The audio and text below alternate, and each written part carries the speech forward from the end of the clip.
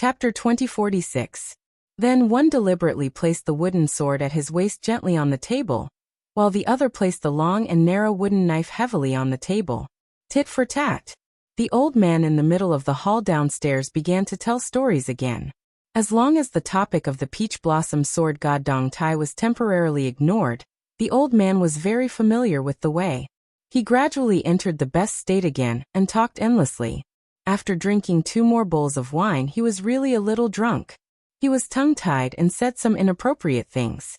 However, in this small town that was far away from trouble, no one really thought about it, and no one cared about it. The old man said, "I use peach blossoms to buy spring wind. Would the deities give it to me? I use green ants to buy the central plains. Would the emperor sell it?" Later, people asked where the northwest vassal king went. They all said that he died in the northern expedition to the grasslands. Some said that he died of illness on the way to the capital, but some said that he took off his armor and retired. The old man stretched out a finger and shook it. He sighed with emotion. Dead, of course he's dead. Think about it, he fought with Tuoba Bodhisattva in the western region, the Longyan Plains and the Beijua city. Not to mention those endless celestial deities. After that, he led the cavalry under his command to the north to attack the grasslands. Alas, our young vassal king with a different surname has accumulated too many injuries. It's really difficult to recover from them. What a pity. Heaven is jealous of heroic talents. You hit the nail on the head. On the second floor, Su Fingnian almost spat out a mouthful of wine. He stared and said, "You also taught him this?" When Hua said unhappily, "This old man Zhang made it up himself. I feel quite comfortable listening to it." Soon the person downstairs said again, "Scholarly honors are only taken from horses. Take off the saddle and temporarily enter the restaurant." What a good, take off the saddle and temporarily enter the restaurant. If that king of Bailiang was still alive, and if he could come to this restaurant, this old man Zhang would be willing to bow to him and not raise his hands. Su Fingnian said with a smile, "It sounds quite comfortable." When Hua grimaced, "I'll deduct his wages later." At this moment, when Hua's wife jogged up the stairs, when she saw this table of people, she was slightly embarrassed, and for a moment, she bit her lips and didn't know what to say. Su Fingnian immediately stood up and said in a deep voice, "Su Fingnian greets sister-in-law." Not only Su Fingnian, even Ginger Mud and White Fox Face stood up. Little Sweet Potato even shouted in a crisp voice, "Hello, Auntie. My name is Little Sweet Potato." "Oh, that's not right. My name is Su Nian Liang. Nian as in Nian, Liang as in Bailiang." She hurriedly curtsied to Su Fingnian, and then smiled at the 2 sisters-in-law who could make all the women in the world feel ashamed of their inferiority. Finally, she smiled at the cute Little Sweet Potato and said softly, "Hello, Little Sweet Potato." Little Sweet Potato responded with a big, bright smile. Su Fingnian said softly, "Sister-in-law, please take a seat." She said apologetically, "I won't sit. I'll go to the kitchen and cook some dishes for you too. I'm not good at cooking, please don't take offense." She clenched the corner of her clothes with both hands. Even if her man's brother was amiable and easier to get along with than she had imagined, she was still very nervous. She hesitated, looked at the man who turned to smile at her, and mustered up her courage to say to Su Fingnian, "Ever since I met Wen Hua, he has been talking about you. Because he really, in this life, other than his own brother, he only sees you as a brother. Sorry, I'll go downstairs first." Before Wen Hua and Su Fingnian could say anything to persuade her to stay, she had already turned and went downstairs. Su Fingnian said, the reason you can find such a wife is because of this." He stuck out his thumb. Wen Hua puffed out his chest and said with a matter-of-fact face, "Who am I?" Su Fingnian snorted and stuck out 2 fingers. "Unfortunately, I'm still a little stronger than you. Now I have." Before Su Fingnian said the word too proudly, Jiang and I snorted coldly and Bai Hua glanced at him coldly. There was only half a pot of wine left by the guests on the table, and it was quickly distributed to the 2 of them. Su Fingnian coughed and raised his eyebrows. "Where's the wine?" Bai Hua stood up and sneered, "I'll go get it. Remember to drink well later, drink slowly." Su Fingnian sat upright and still, as if he was going to die, and nodded vigorously. Jiang and I also stood up. I'll go to the kitchen to help. Little Sweet Potato cleverly echoed, I'll go too. When Hua rubbed his daughter's head, Yuan helped lead the way. The little girl was thin-skinned. She finally mustered up the courage to call Uncle Su or Uncle Xiaonian. She did not expect that after the guy made a face at her, she was scared off and quickly ran away. The little boy, Wen Liang, was the last to move. After running a few steps, he turned around and shouted, Uncle Xiaonian. Su Fingnian nodded and smiled. I came in a hurry this time and forgot to bring a greeting gift. Uncle will make it up next time. The little boy nodded vigorously. Just as he turned around and ran a few steps, he turned around again and shouted, Uncle Xiaonian, my father said that it's okay to call you father-in-law. Su Fingnian really spat out a mouthful of wine this time. He was probably close to vomiting blood. All sorts of feelings welled up in his heart. When Hua held his stomach with one hand and laughed. After drinking the last of the wine in their bowls, the two of them did not speak again. The storyteller downstairs also came to an end. Even if there are thousands of emotions, even if there are thousands of feelings, who will you tell them to? Who will listen? People in the world, even if they can't bear to part, they will eventually have to part. Even if there are regrets in the world, don't worry. Su Fingnian nodded and turned around to ask, Wen Hua, where did you find this storyteller? He's really good at telling stories. Wen Hua smiled and said, back then, this old master happened to pass by this restaurant. At that time, I was still just a waiter. But when I heard the old mister's sour tone, it was very similar to you back then. So I persuaded the old shopkeeper to stay. I wanted to let him tell me about your stories in the martial world. Wen Hua raised his bowl and realized that there was no more wine, but he did not put it down. The more I listened, the more I thought that one day in the future, when both of us are around, I must invite old Zhang to sit down and then ask you to treat him to a glass of wine. Su Fingnian also raised his empty bowl and clinked it with Wen Hua. It's my duty. White Fox's face brought over 3 pots of wine. They were neither good nor expensive, but the taste was strong enough. That was all. After she placed the 2 pots of wine on the table, Wen Hua slapped his forehead. Although the restaurant doesn't sell Beiliang's green ant wine, I still have a few jars hidden. Su Fingnian smiled. What's the rush? Drink first. Wen Hua nodded. That's true. It's finally a good time for us brothers to drink and eat meat without holding back. We don't have to worry about whether we'll have the next meal. We should drink more. White Fox's face did not sit down. She carried the pot of wine and walked towards the railing, her back facing the 2 men from afar. Wen Hua asked softly, How are you doing? Su Fingnian thought for a moment, not bad. Wen Hua smiled. I'm doing better than you, so today's wine is on me. Su Fingnian rolled his eyes. Why do you say that? Wen Hua stretched out his thumb and pointed behind him. I have 2 children. You only have 1. Su Fingnian originally wanted to compare the number of wives he had, but he suddenly thought of White Fox's face embroidered with winter-spring thunder on his waist. She was standing right there. He could only grit his teeth and say, You win. When the storyteller stopped telling stories, the customers in the restaurant did not refill their glasses and quickly dispersed. After drinking the 2 pots of inferior but strong wine, Wen Hua got up to get the green ant wine that he had kept for a long time. He even pulled the old gentleman to the 2nd floor. Su Fingnian also got up to toast the old man with a big bowl of green ant wine. At that time, the old man hurriedly got up. Although the other party asked him to drink as much as he wanted, the old man still tried his best to drink half a bowl. The old man only knew that the man who could not be considered too young was the brother of the restaurant shopkeeper. He was probably called Little Nian. Just like the king of Beiliang, Su Fingnian had the character Nian in his name. After the old man drank the bowl of green ant wine that really burned his mouth and intestines, he wobbled his farewells and went downstairs. He felt that after drinking so much wine today he had achieved his goal. In particular, after accepting the toast of that strange man at the end, he felt that it was somewhat, quite worthy of pride. As for why exactly, the old man was 70 to 80% drunk. He did not think deeply about it, but he also could not think deeply about it. On this day, Su Fingnian finally got drunk again. After he finished his first trip to Liangyang Lake, He returned to Liangzhou and returned to Mount Qingliang. It was very strange. After that, it seemed that he really did not get drunk again. The two groups of women and children sat at a table far away on the second floor.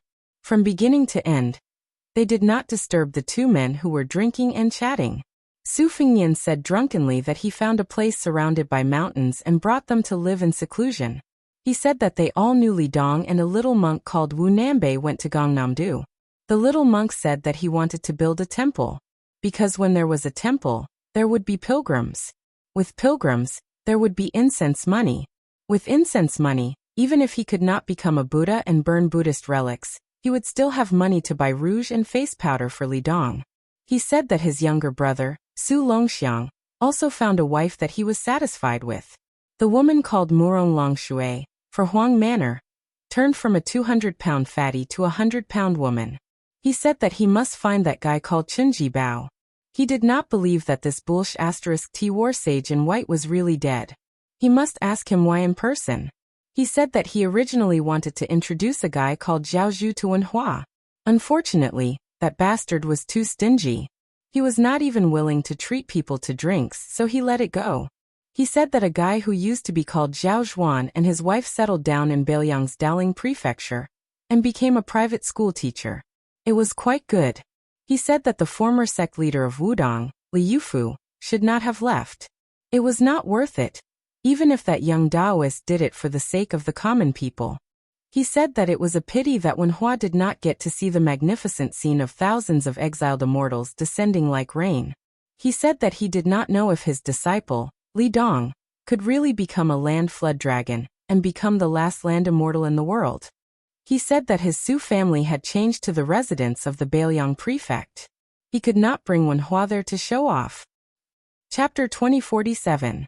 Previously, there was an urgent report sent to the Spring Snow Building that there was a Jianghu man who dared to attack the sandbar in the middle of the river at the origin of the crisscrossing tide, trying to cut off the two intersecting tides.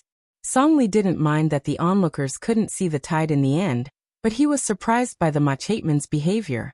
Now Liang, Zhao Guo and the Ministry of War had joined hands to suppress Jianghu secretly, and at the same time to gather the forces of Jianghu from all over the place. They were like fishing in a net. The 1,000-year-old tortoises hiding in the deepest part of Jianghu wouldn't be touched, but those fat fish, especially those with nests, only had two paths to take. They could either go to the Ministry of War and file their reports, or wait to face all kinds of unexpected disasters. Now, some of the second and third class sects in Jianghu had been mostly cleaned up, and the next step was to deal with the top 20 behemoths. It was always said that Jianghu was far away, but how far could it be? Now, the hooves of the Liang Iron Cavalry had already trampled on the northern grassland of the old Beimang. Therefore, when Song Li heard that there was someone who dared to commit crimes in his territory at such a critical juncture, Song Li really wanted to see it with his own eyes. Especially when the spy said that the dragon crossing the river was a young woman. He became even more curious. A woman in the world who used a machete to cut off the tide? But the real reason that made Song Li restless was more complicated and deep.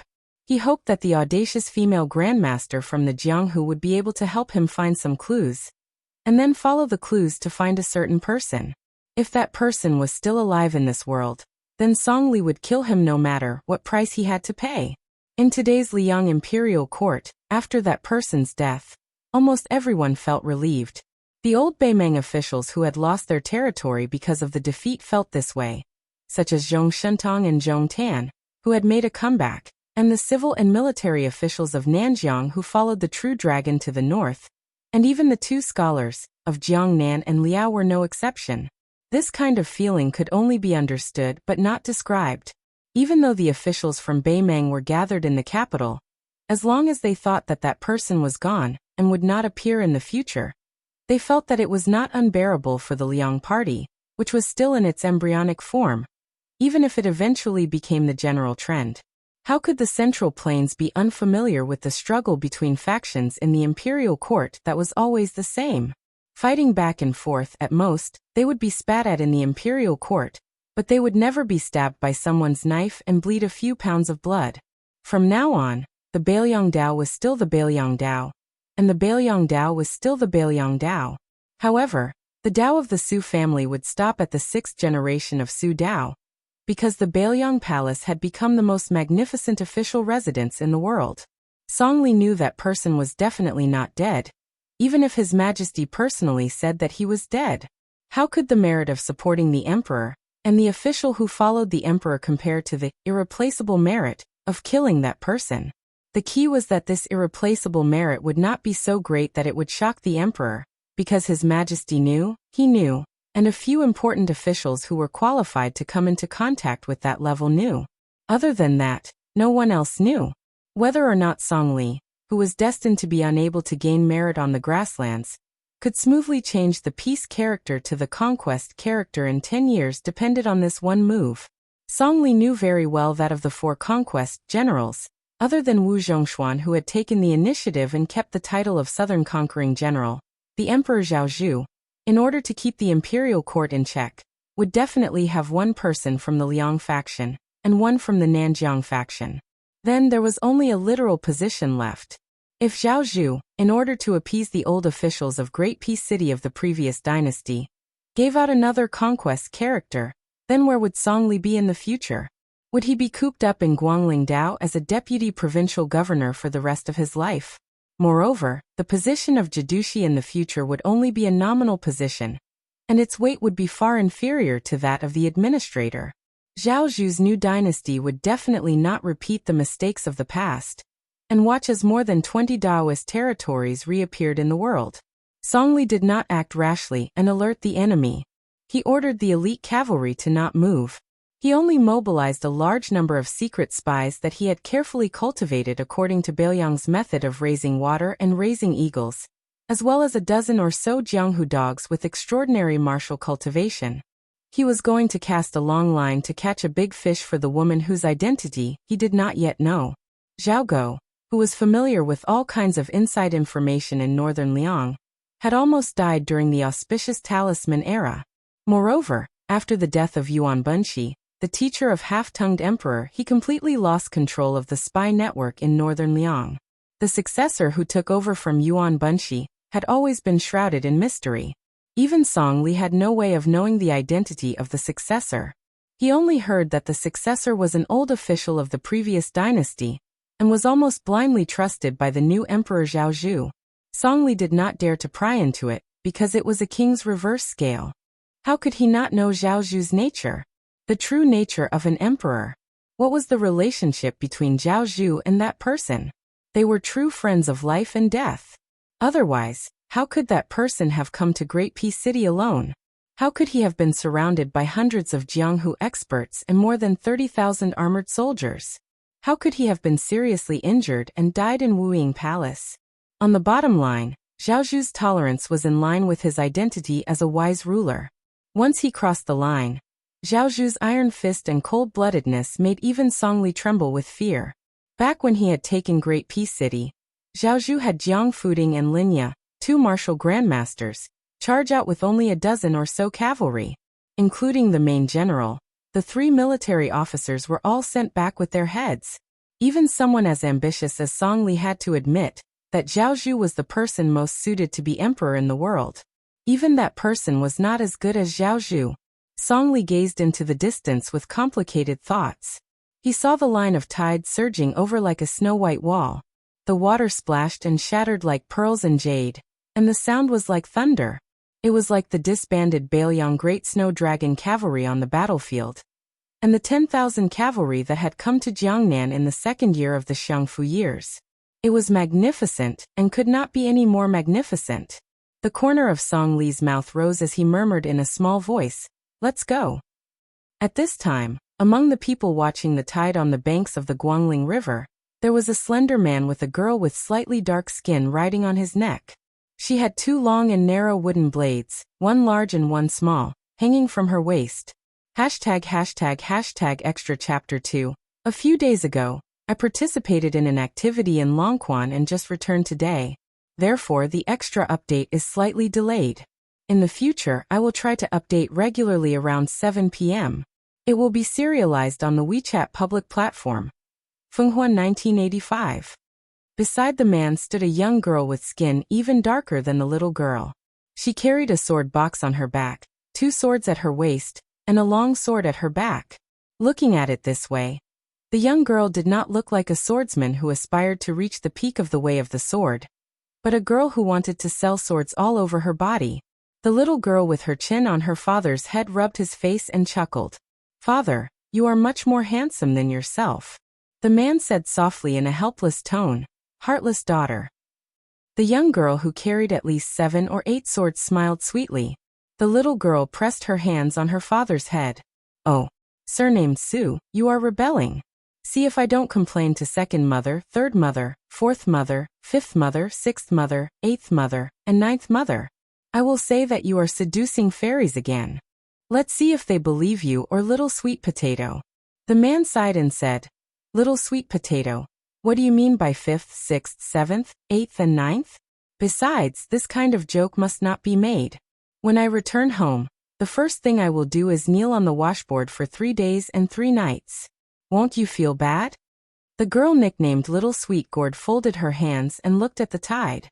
She sighed and said, "Father, I miss our hometown a little. Brother Short Gourd, Uncle Li Yanchao, Grandpa Yen, and Grandpa Gu all love Little Sweet Gourd the most. Especially Grandpa, they don't want to see you. They only like Little Sweet Potato." The man smiled and nodded. He did not dare to refute. Little Sweet Potato also sighed and said worriedly, "Father, are we not going back to our hometown anymore? Will Little Sweet Potato never see that big lake again?" Without waiting for the man to answer, the little girl sighed heavily again.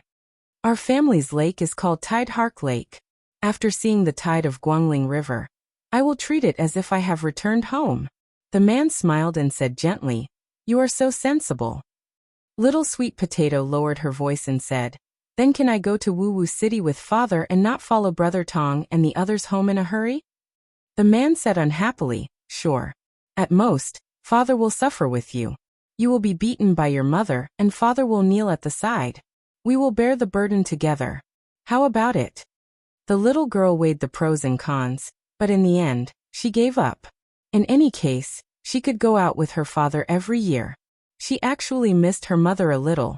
As for those second mother, third mother, fourth mother, and so on, she also missed them.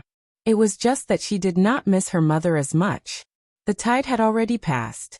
The mist that covered the sky and the sun came rushing over. The man did not deliberately block it. The little girl stretched out her hands and made threatening gestures. She was very happy. The man chuckled and said, "Little Sweet Potato, father often talks to you about that old man in the sheepskin fur coat. Back then, your father fought side by side with him here. He broke 2,600 armor with one sword. Don't forget, that was one sword in one breath. To be honest, in father's opinion, other than Ancestor Lu, I am afraid no one else can do it." Little Sweet Potato asked curiously, "Even father can't do it?" The man thought for a moment. "His chi is enough, but it is very difficult to use it on a sword. It is far from being as free and easy as that old man in the sheepskin fur coat. You didn't see that sword." Little Sweet Potato waited quietly. The man hesitated for a moment and sighed. "That sword, ah. There is only one sword in the world. Unfortunately, we are destined to never see it again." The man stretched out a hand and pointed to the river. "Even earlier, that old man was probably as young and handsome as your father. He once crossed the river on a sword. He was more immortal than an immortal." Little Sweet Potato suddenly gave a thumbs up. "Grandpa Li, you are amazing." Chapter 2048. Of the 3.5 disciples, the other half was the Fish Dragon Gang's young man, Wang Dashi. Su Fengnian didn't want to interfere too much with Wang Dashi's life. As for the other 3, Yulong's luck was too strong. In fact, there was no need for Su Fengnian to do anything unnecessary. This child was really addicted to being in the border army. In just 5 to 6 years, according to his real military achievements, he really became a lieutenant of the Yuzhou cavalry. The speed of his promotion was astonishing. It was said that when Ko Jianghuai left the northwest border, he also wanted to take this youth to the capital to enjoy life. However, Yu Dilong ignored him and said that he would retire from the army after conquering the entire grassland. He would think about what he would do in the future. Lu Yunzhang's temperament was the most unstable, but he was the most ambitious. Otherwise, he wouldn't have left the Beiliang frontier army and established a sect in martial emperor city alone in an attempt to become the second Wang Xianji. As for Wang Sheng, Su Fengnian spent the most effort to cultivate him. Otherwise, he wouldn't have taken him with him. He wholeheartedly wanted to make Wang Sheng into a female Dong Tai. Now that the world's luck had collapsed, most of it rushed into the capital and merged with the new Zhao dynasty's royal family. Therefore, the achievements of the world's martial artists in the next 60 years largely depended on how much luck they could absorb or steal in the next 10 to 20 years. Yu Dilong insisted on staying in the Beiliang frontier army, which was a great opportunity, because the luck of the Yelu and Morong families on the grassland was flowing to the capital of Liang. Yu Dilong was close to the capital and naturally benefited greatly. Now that most of the qi cultivators in the world had died, especially the great qi cultivators, it was unlikely that anyone would be able to see through the mysteries of heaven and be willing to reveal them. The two of them walked to the place where the horses were tied. Previously, the riverside was crowded with people. There was no lack of half-baked officials and hedonistic sons. This group of people couldn't go to the spring snow building, which was the best place to enjoy the scenery, but they didn't want to go with the flow. Therefore, they temporarily built a rough and sturdy wooden platform. The nearby area naturally formed a place for horses and carriages to gather. Some active businessmen helped people take care of the horses and carriages there. Dozens of wooden stakes were set up by the roadside to tie the horses. In addition, the noble families had groups of strong servants to take care of the carriages, so no one dared to steal the horses. By this time, most of the sons of the noble families had already left. Only a few horses were left tied to the wooden stakes. They couldn't be considered good horses, but this was normal. The world's best horses were all under the buttocks of the border troops galloping on the grassland. The second best horses were also raised in Beiliang's Lianglong pasture and Jizhou's Yulin horse ranch. The second best horses were also raised in the large horse ranches in Beiliang's Lianglong pasture and Jizhou's Yulin horse ranch. When they walked together, Su Fengnian, who was wearing a root-like mask, and Wang Sheng, who was carrying a sword and a case on his back, discovered that there was a commotion and a dispute. It turned out that there was a young master who accidentally lost the bamboo tablet that the merchants had previously distributed. When he went back to get his horse, he was temporarily hired by the merchants to make things difficult for him. Originally, if the young man was more sophisticated, it would actually be a small matter to spend a few hundred copper coins. However, in the end, he was a young hero who was inexperienced and easily became hot-blooded. He was thin-skinned and suffered a loss. After several rounds of pushing and shoving back and forth, he wanted to draw his saber at the slightest disagreement.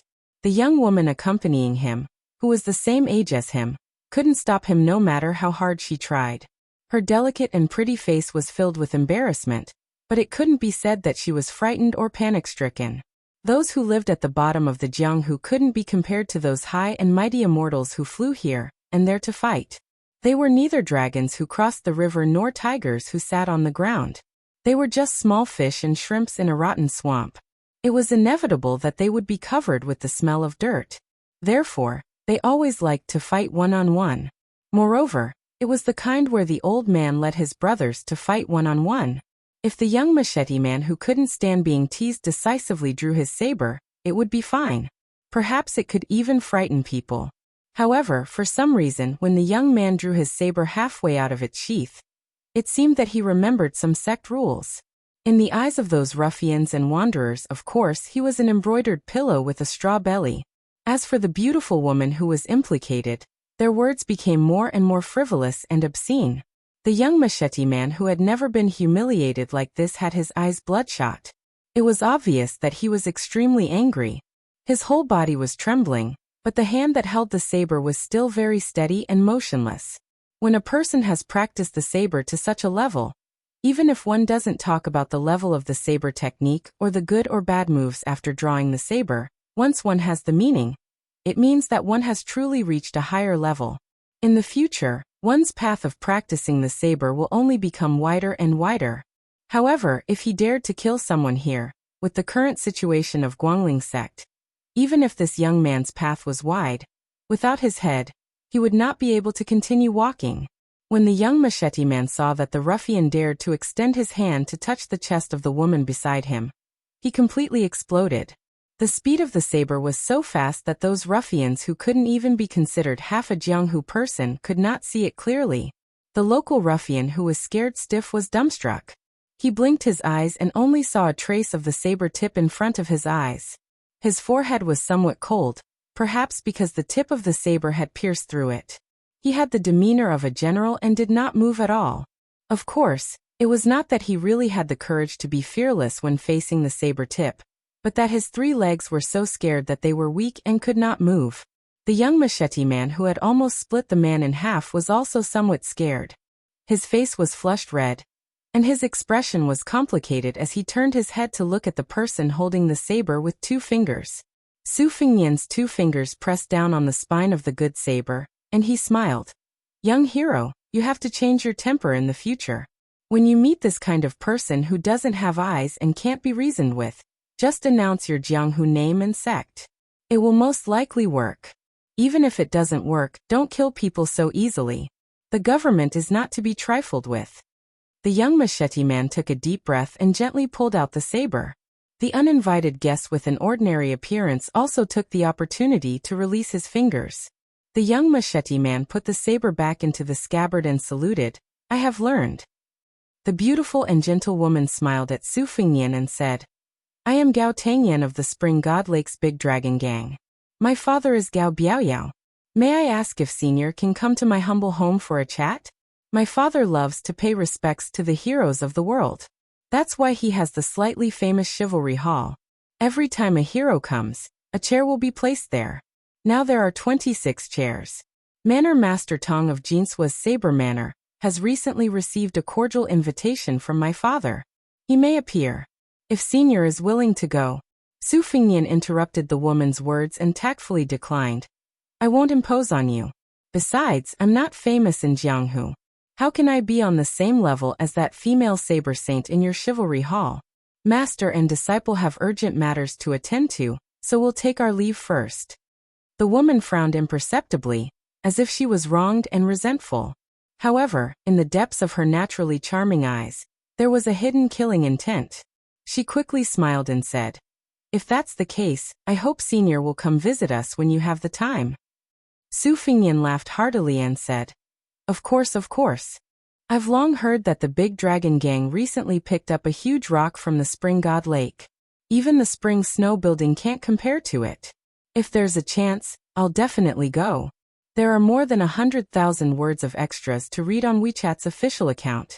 I won't continue to update here. WeChat's official account. Fenghua 1985. ### extras chapter 4x00a0. To read more extras, please follow my WeChat's official account. Fenghua 1985. People who watch the tides year after year will not be satisfied until their hair turns white. From the spring and autumn soared to Yonghui, then to Xiangfu, until today's Yangjia, the tides come every year.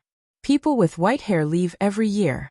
Just like the spring and autumn sword and armor Li Chungang in Jianghu, the Su family in the northwest frontier fortress, and the great snow dragon cavalry in the Bailiang frontier army, they will also gradually disappear in the surging river as the old people gradually pass away.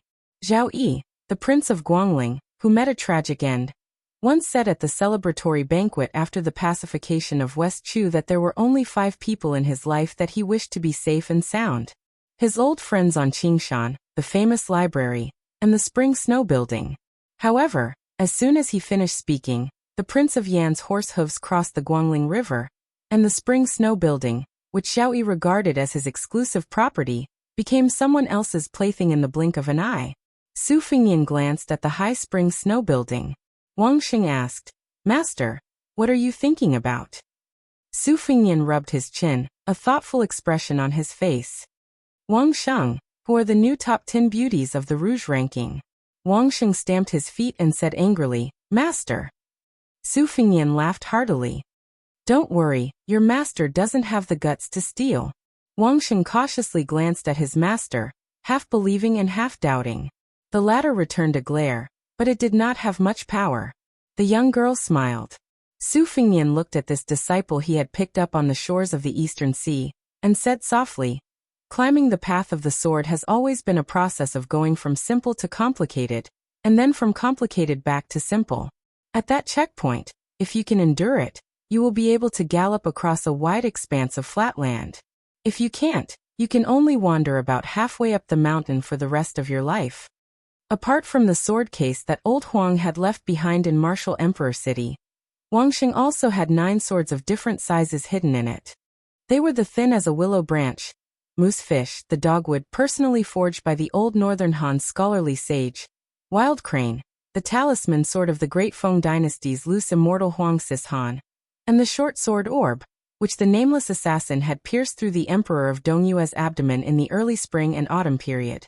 Together with the 5 swords, Dragon's Head, 9 Springs, Guozhua, Cloud Mist, and Zhongbing, old Huang's sword case was once again filled with 9 swords. Apart from this, the long sword that hung horizontally behind her waist was the renowned greatsword, Swallow's Jaw. In the Great Weapon ranking, that was released at the same time as the Rouge ranking, this sword was listed in the 5 spears, 10 sabers, 20 swords, ranking 11th out of the 20 swords and 18th out of the Great Weapon ranking. As for the twin swords hanging from the young swordswoman's waist, they were treasures of the Tide Listening Pavilion's armory. Although they were not as good as the Path of Shu that Yu Groom had taken after the battle at the border, and the Path of Shu that had been taken away by him. Chapter 2049. The Fuji that Su Fengnian had given to Ko Jianghuai, who was then the general of Liuzhou, was considered a top-notch weapon in the Tide Listening Pavilion. White Sword, 100 Refinements, was a homonym of the sword's name. It was quite interesting. All the famous swords in the world were connected, and most of them had heavy sword qi. Ever since Wang Sheng started practicing the sword, he had been wearing this comical attire, as if he wished he could hang all the famous swords in the world. Even when he had followed White Fox to Beimeng to gain experience in the early years, he was no exception. Over time, he was able to absorb the sword qi to temper his body and improve his innate constitution. In the end, he was able to become naturally connected with the sword. Although Wang Sheng wasn't unreasonable, natural sword embryos like Jiang and I, Chen Tianyuan, or the charcoal girl from the Guanyin sect in the South Sea, he was still a rare genius in the way of the sword. In fact, the girl's constitution, talent, and temperament weren't the best in the world, but none of them were vulgar. This was enough, very enough. Of the 3.5 disciples, the other half was the Fish Dragon Gang's youth, Wang Dashi, who was raised as a free-range boss. Su Fengnian didn't want to interfere too much with Wang Dashi's life. As for the other 3, their luck was too great. In fact, there was no need for Su Fengnian to add more feet to a snake. This child was really addicted to being in the border army. In a short 5 or 6 years, he had really managed to become a lieutenant of the Yuzhou cavalry based on his actual military achievements. The speed of his promotion was astonishing. It was said that when Ko Jianghuai left the northwest border, he also wanted to bring the youth to the capital to enjoy life. However, Yu Dilong ignored him and said that he would retire from the army after conquering the entire grassland. He would think about what he would do in the future. Lu Yunzhang's temperament was the most unstable, but his ambition was the greatest. Otherwise, he wouldn't have left the Bailiang frontier army and established a sect in Martial Emperor City alone in an attempt to become the second Wang Xianji. As for Wang Sheng, Su Fengnian put his heart and soul into sculpting him. Otherwise, he wouldn't have brought him along. He wholeheartedly wanted to turn Wang Sheng into a female Dongtai. Now that the world's fate had collapsed, most of it had rushed into the capital and merged with the new Zhao dynasty's royal family. Therefore, the achievements of the world's martial artists in the next 60 years would largely depend on how much fate they could absorb or steal in these 10 or 20 years. Yu Dilong insisted on staying in the Bailiang frontier army. This was a great opportunity, because the fate of the 2 major surnames of Yelu and Morong was flowing towards the capital of Liang.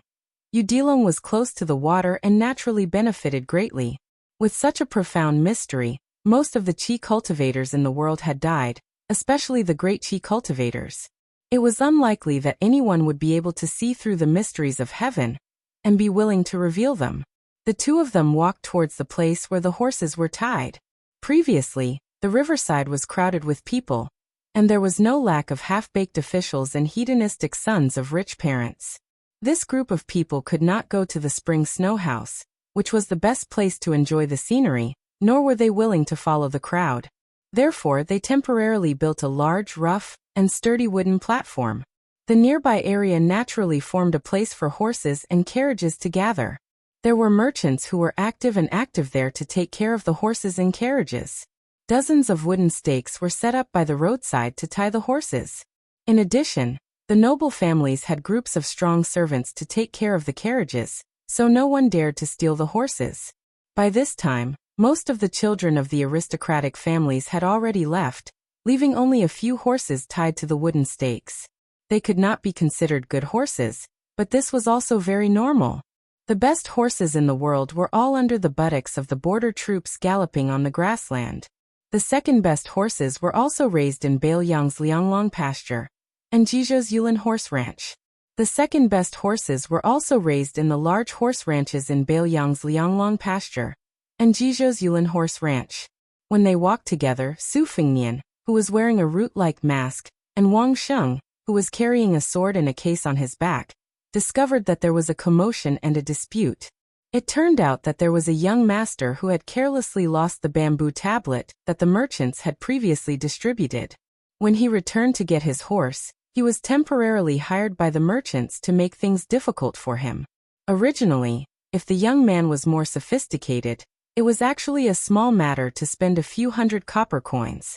However, in the end, he was a young hero who was inexperienced and easily became hot-blooded.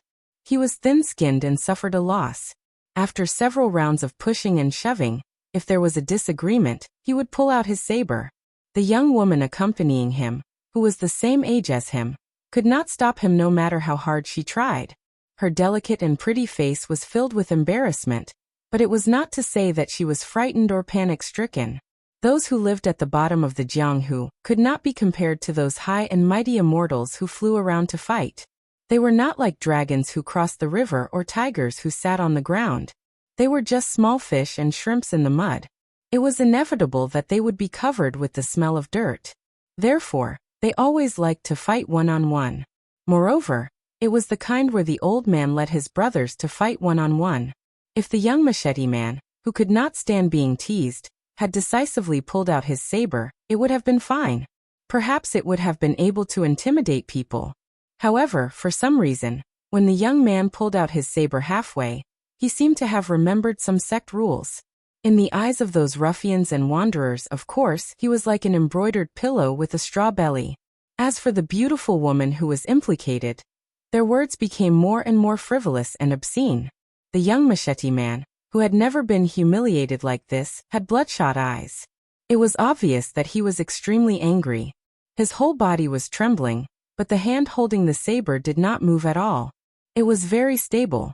When a person has practiced the saber to such a level, even if one does not talk about the level of the saber technique or the good or bad moves, once one has the meaning, it means that one has truly reached a higher level. In the future, on the path of practicing the saber, the path will only become wider and wider. However, if he dared to kill someone here, with the current situation of Guangling sect, no matter how wide this young man's path was, without his head, he would not be able to continue walking. When the young machete man saw that the ruffian dared to extend his hand to touch the chest of the woman beside him, he completely exploded. The speed of the saber was so fast that those ruffians who were not even half of the Jianghu people could not see it clearly. The local ruffian who was scared out of his wits was dumbstruck. He blinked his eyes and only saw a sliver of the saber tip in front of his eyes. His forehead was somewhat cold, perhaps because the tip of the saber had pierced through it. He had the demeanor of a general and did not move at all. Of course, it was not that he really had the courage to face the saber tip, but that his 3 legs were so scared that they were weak and could not move. The young machete man who had almost split the man in half was also somewhat scared. His face was flushed red, and his expression was complicated as he turned his head to look at the person holding the saber with 2 fingers. Su Fengnian's 2 fingers pressed down on the spine of the good saber, and he smiled. Young hero, you have to change your temper in the future. When you meet this kind of person who does not have eyes and cannot be reasoned with, just announce your Jianghu name and sect. It will most likely work. Even if it does not work, don't kill people so easily. The government is not to be trifled with. The young machete man took a deep breath and gently pulled out the saber. The uninvited guest with an ordinary appearance also took the opportunity to release his fingers. The young machete man put the saber back into the scabbard and saluted. I have learned. The beautiful and gentle woman smiled at Su Fengnian and said, I am Gao Tangyan of the Spring God Lake's Big Dragon Gang. My father is Gao Biaoyao. May I ask if Senior can come to my humble home for a chat? My father loves to pay tribute to the heroes of the world. That is why he has the slightly famous Chivalry Hall. Every hero who comes will have a chair. Now there are 26 chairs. Manor Master Tong of Jinsua Knife Manor has recently received a cordial invitation from my father. He may appear. If Senior is willing to go. Su Fengnian interrupted the woman's words and declined. I will not impose on you. Besides, I am a nobody in Jianghu. How can I have the qualifications to sit on the same level as that female saber saint in your chivalry hall? Master and disciple have urgent matters to attend to, so we will take our leave first. The woman frowned imperceptibly, as if she was wronged and resentful. However, in the depths of her naturally charming eyes, there was a hidden killing intent. She quickly smiled and said, If that is the case, I hope Senior will come visit us when you have the time. Su Fengnian laughed heartily and said, Of course, of course. I have long heard that the Big Dragon Gang recently fished up a Spring God Lake stone that is as large as a mountain. Even the Spring Snow building cannot compare to it. If I have the chance, I will definitely go. ### extra chapter 5x00A0. To read more updates, please follow my WeChat public account. Fenghua 1985. At that moment, she even felt that if she married Song Qiumu today, she would be able to see this female saber saint once or twice every few years. Then her life would be worth it. This was not only because Gao Tangyan was snobbish, but because Tong Shanchuan's current status in Jianghu was too high and too detached. Compared to Tai Bai sword sex Chen Tianyuan, who wantonly squandered his talent and abandoned himself, Tong Shanchuan's courageous progress on the path of martial arts was particularly eye-catching. It was said that Ko Jianghuai, who entered the capital's Ministry of War as the right assistant minister because of his military achievements, was shocked when he saw her at the border of Ji province. However, this great marriage that should have been passed down as a legend in the imperial court ended without any results. Tong Shangquan indifferently shook his head in the face of Gao Tangyan's almost servile invitation. He said, I appreciate your kindness. Then Tong Shangquan disappeared in a flash. Song Qiumu smiled bitterly. The manor master's unreasonable reply was not surprising.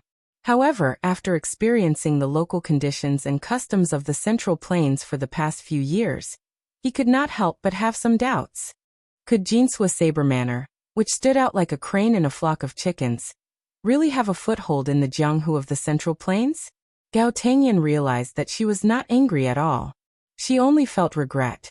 5 or 6 riders followed the 2 riders from the official road to the north and turned into a small road. After the 2 parties rode for about 2 to 3 miles, the 2 riders turned their horses around and stopped by the roadside. The second-grade consecrator in the lead hesitated for a moment. He told his retainer knights not to follow and went up to the 2 riders alone. Chapter 2050. The old man didn't really care about Gao Tangyan, the daughter of the Great Flood Dragon Gang's leader. Of course, he didn't dare to underestimate her either. That young woman's schemes weren't simple. If he mistook her for a gentle-tempered young lady from a respectable family, he reckoned he would suffer a lot. Gao Tangyan's intention was to find a secluded place and use peaceful means before resorting to force. To put it bluntly, she wanted the master and disciple to drink their fill of Guangling River's water. However, the old man wasn't one of those frivolous young men of the Jianghu. He knew that one couldn't see through the depths of the Jianghu with a single glance. That was why he rode up to the 2 of them alone as a form of goodwill. He looked at the unassuming man with a reserved aura and asked in a deep voice, May I know where you're from, sir? Su Fengnian smiled. I don't belong to any sect. The old man sighed and said regretfully, Why are you refusing my young lady's goodwill? It'll only take half a day to go and return. It's not a difficult matter. Why do you have to complicate things? Su Fengnian nodded and explained, That's true. It's just that I've arranged to meet someone at Mount Longhu. It wouldn't be good to be late. The old man began to feel a little annoyed. This guy who looked no older than 30 was really stubborn. There was a saying in the Jianghu: the emperor on the river, the monarch in the lake, the retired emperor on the mountaintop. Don't tell me you're going to meet that retired emperor? Otherwise, don't tell me my Great Flood Dragon Gang's leader, Gao Biaoyao, isn't worth half a day of your time? At that moment, the old consecrated of the Great Flood Dragon Gang heard that guy say with a smile, "Draw your sword." The young woman turned her head and followed her master's gaze. She asked seriously, "Master, how much strength do you have?" Su Fingyan was so angry that he laughed. 12 points. The young woman grunted. She pressed her hands on the hilts of the two swords at her waist and twisted her waist.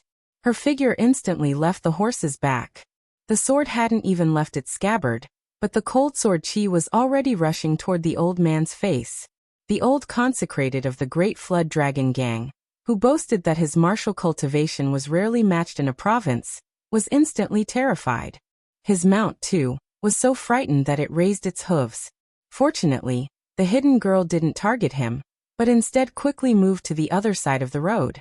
The girl held a sword in each hand, and two snow-white streaks of gang chi shot out from her sword, fierce and unparalleled.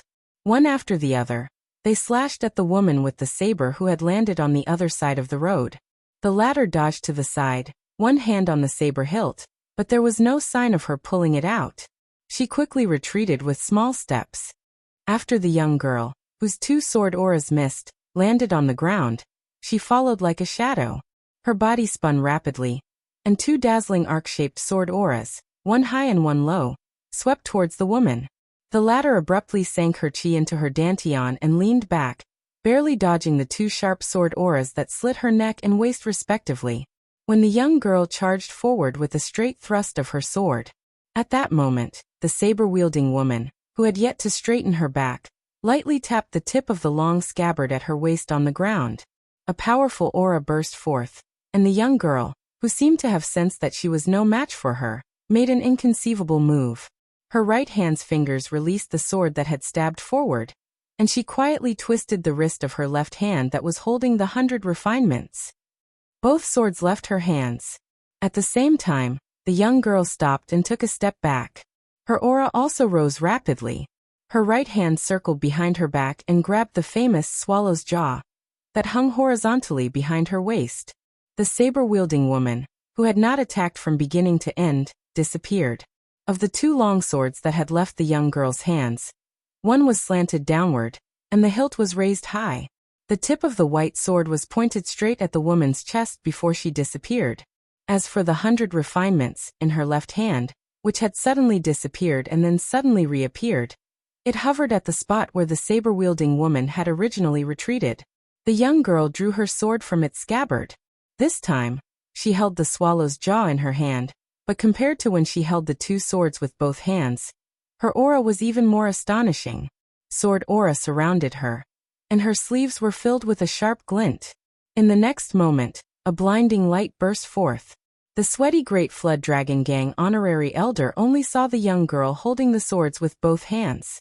The two long swords that had been hovering in the air earlier seemed to have been ejected. They spun a few times in the air before they were nailed to the ground on the path. When the young girl swung her sword down, the saber-wielding woman only raised her saber to block, and she blocked the young swordswoman's 3 strikes. The old honorary elder did not see the mysterious scene at the last moment at all. The red sandalwood sword box on the young girl's back trembled slightly, but her master said, "That's enough." After the young girl heard her master, she put away the swallow's jaw and went around to put it back into the scabbard. The two swords on the ground flew back into the scabbard at her waist on their own. Everything was done in one breath, showing the demeanor of a grandmaster. The young girl returned to her horse's back. Her head was lowered, and her expression was gloomy. Wang Sheng was very angry at herself for not being able to make the young saber-wielding woman use her 3 strikes with all her strength. Although she still had 9 swords in her scabbard, she knew very well that even if she used all 12, she still had no chance of winning. At most, the moment her opponent unsheathed her second saber, victory and defeat would be decided. Other than the young girl's second master, This was the most powerful saber-wielding person she had ever seen in her life. Su Fengnian comforted her. You're already very good to be able to take a heavenly treasure from this Manor Lord Tong's waist and hold the scabbard with your left hand. Wang Sheng lowered her head and did not speak. Su Fengnian glanced at the female grandmaster standing quietly in the distance. He smiled and did not greet her. Then he rode away with his depressed young disciple. Tong Shangquan sighed softly and left without a trace. Only the pitiful old consecrator swallowed his saliva. The sword energy were so damn dazzling. Was it because they did not need to spend money? They even had the legendary sword control technique. That young girl who looked no more than 15 or 16 years old. Had she been practicing swordsmanship since she was in her mother's womb? Then, who was that young woman with 2 sabers? Could she be Manor Lord Tong, who ranked 11th in the world? The world was so big. Could he really meet such a grandmaster, who was like an immortal? The two rode side by side. The young girl suddenly raised her head and asked, Master, am I very useless? Su Fengnian did not answer the question. All the masters in the world hope that their disciples can surpass their masters. However, if that day really comes, they will definitely feel sad. Anyway, I just hope that day will come. It's just a few days later. It doesn't matter. The young girl smiled through her tears and did not say anything. Su Fengnian did not deliberately explain the identity of the woman with the sabers. In the current Jianghu, he Su Yanbing Luoyang, Dong Tai Huyan Dagwan Li Dongxin Chen Jibao Gu Jiantang, Tuoba Bodhisattva, and Tantai Pingjing had either died or been crippled in the past few years. They had all disappeared without a trace. So many grandmasters had naturally surpassed them. After the battle outside Jiebei City, Xianyuan Qingfeng had finally stepped into the diviner realm with both feet. He had become a worthy immortal and vaguely the new number 1 in the world. However, before the martial arts evaluation, Xianyuan Qingfeng had publicly announced that if she was chosen to enter the rankings, she would teach those behind the scenes a lesson. Therefore, the evaluation this time did not clearly state who was the number 1 in the world. It was similar to how Wang Xianji had claimed to be the number 2 in the world. However, this made it even more amusing. Instead of the number 1 in the world, Xianyuan Qingfeng had become the number 1 in the world. In addition, this was the first time a woman had reached the top of the martial arts evaluation. The shock to Jianghu was even greater than when Xianyuan Qingfeng had become the leader of Jianghu in the early years. The number 2 in the new martial arts evaluation was Yu Groom, followed by the female sword immortal, Suehua of the Wu family's sword tomb. The next 7 people were Jiang Fuding, Qi Xianxia, Mi Fengjia, Huang Fangfua, Li Hozhao, Zhu Huang, and Linya. Tong Shangquan of Jinswa's Saber Manor was right behind these 10 people. Among the 20 people, there were only 4 grandmasters in the old Beimang, and they were all behind Tong Shangquan. It was extremely pitiful. Fortunately, among the 10 new grandmasters, 7 of them came from the Beimang grassland. For example, Bai Yushao of the Chess and Sword Music School, who was known as Calm Storm, and the wanderer Tai Mu Dai, were well known in Jianghu. When Su Fengnian rose to power, it was undoubtedly the peak period of Jianghu. However, Jianghu was not the same as a farm. After the small new year, there was still a big new year. The sun stopped at the West Mountain, and the sunset glow was dazzling. That scene gave people a very magnificent feeling. At that time, including the saints of the 3 sects, there were close to 10 land immortals living in the world. However, like the final radiance of an old man past his prime, the sun set and did not rise again. The new Jianghu welcomed the scene of a bright moon in the sky. After that, it would be a small year where the harvest would decrease. After Yu Dilong and Go Yufang, the land immortals would become extinct. Then it would be the celestial realm. And then the mysterious realm would become the land immortals of that generation. In the end, there would be no more rank 1 experts in Jianghu. Su Fengnian sighed softly and turned his head to look at the young girl who was covered in swords. He muttered to himself, in the future, as long as there is someone who can use a sword to spit out more than an inch of sword light, they will be a shocking sword immortal. Hashtag extra chapter 6x00A0. To read more updates, please follow my WeChat public account. Fenghua 1985, the full moon hung in the sky. It was like a jade plate hanging above the heads of the human world. The moonlight was like water. A group of more than 100 cavalrymen wearing exquisite armor turned from the official road to the small road. The strong horse hooves seemed to crush the moonlight on the muddy road. The cavalrymen were all equipped with swords and crossbows. They were abnormally strong. The burly cavalryman was actually holding a long spear. Under the moonlight, the man's hideous scar that stretched across his entire face could be clearly seen. Horse lances rarely appeared on the battlefield after the spring and autumn period. This kind of weapon had been the specialty of the generals of the border army since the Great Feng dynasty. First, it was not easy to make and was expensive. It was as rare as the Fergana horse. Second, it was inconvenient to use. It had to be used for at least 10 years before its power could be seen. Therefore, people who were not from the border families would not bring it to the battlefield. Since this cavalryman had a long spear, he was obviously not an ordinary cavalryman. He must be from a prominent family. Chapter 2051. A scout turned back from the small path and reported loudly, "General, the Sioux family's thieves still have a dozen or so Jianghu bandits escorting them. They will be easily intercepted by our brothers who are waiting at the front." The horseman sneered. "Good. These reckless Jianghu scum dared to collude with the remnants of the Sioux family and killed more than 30 of our brothers. Tonight, I will serve these bastards well."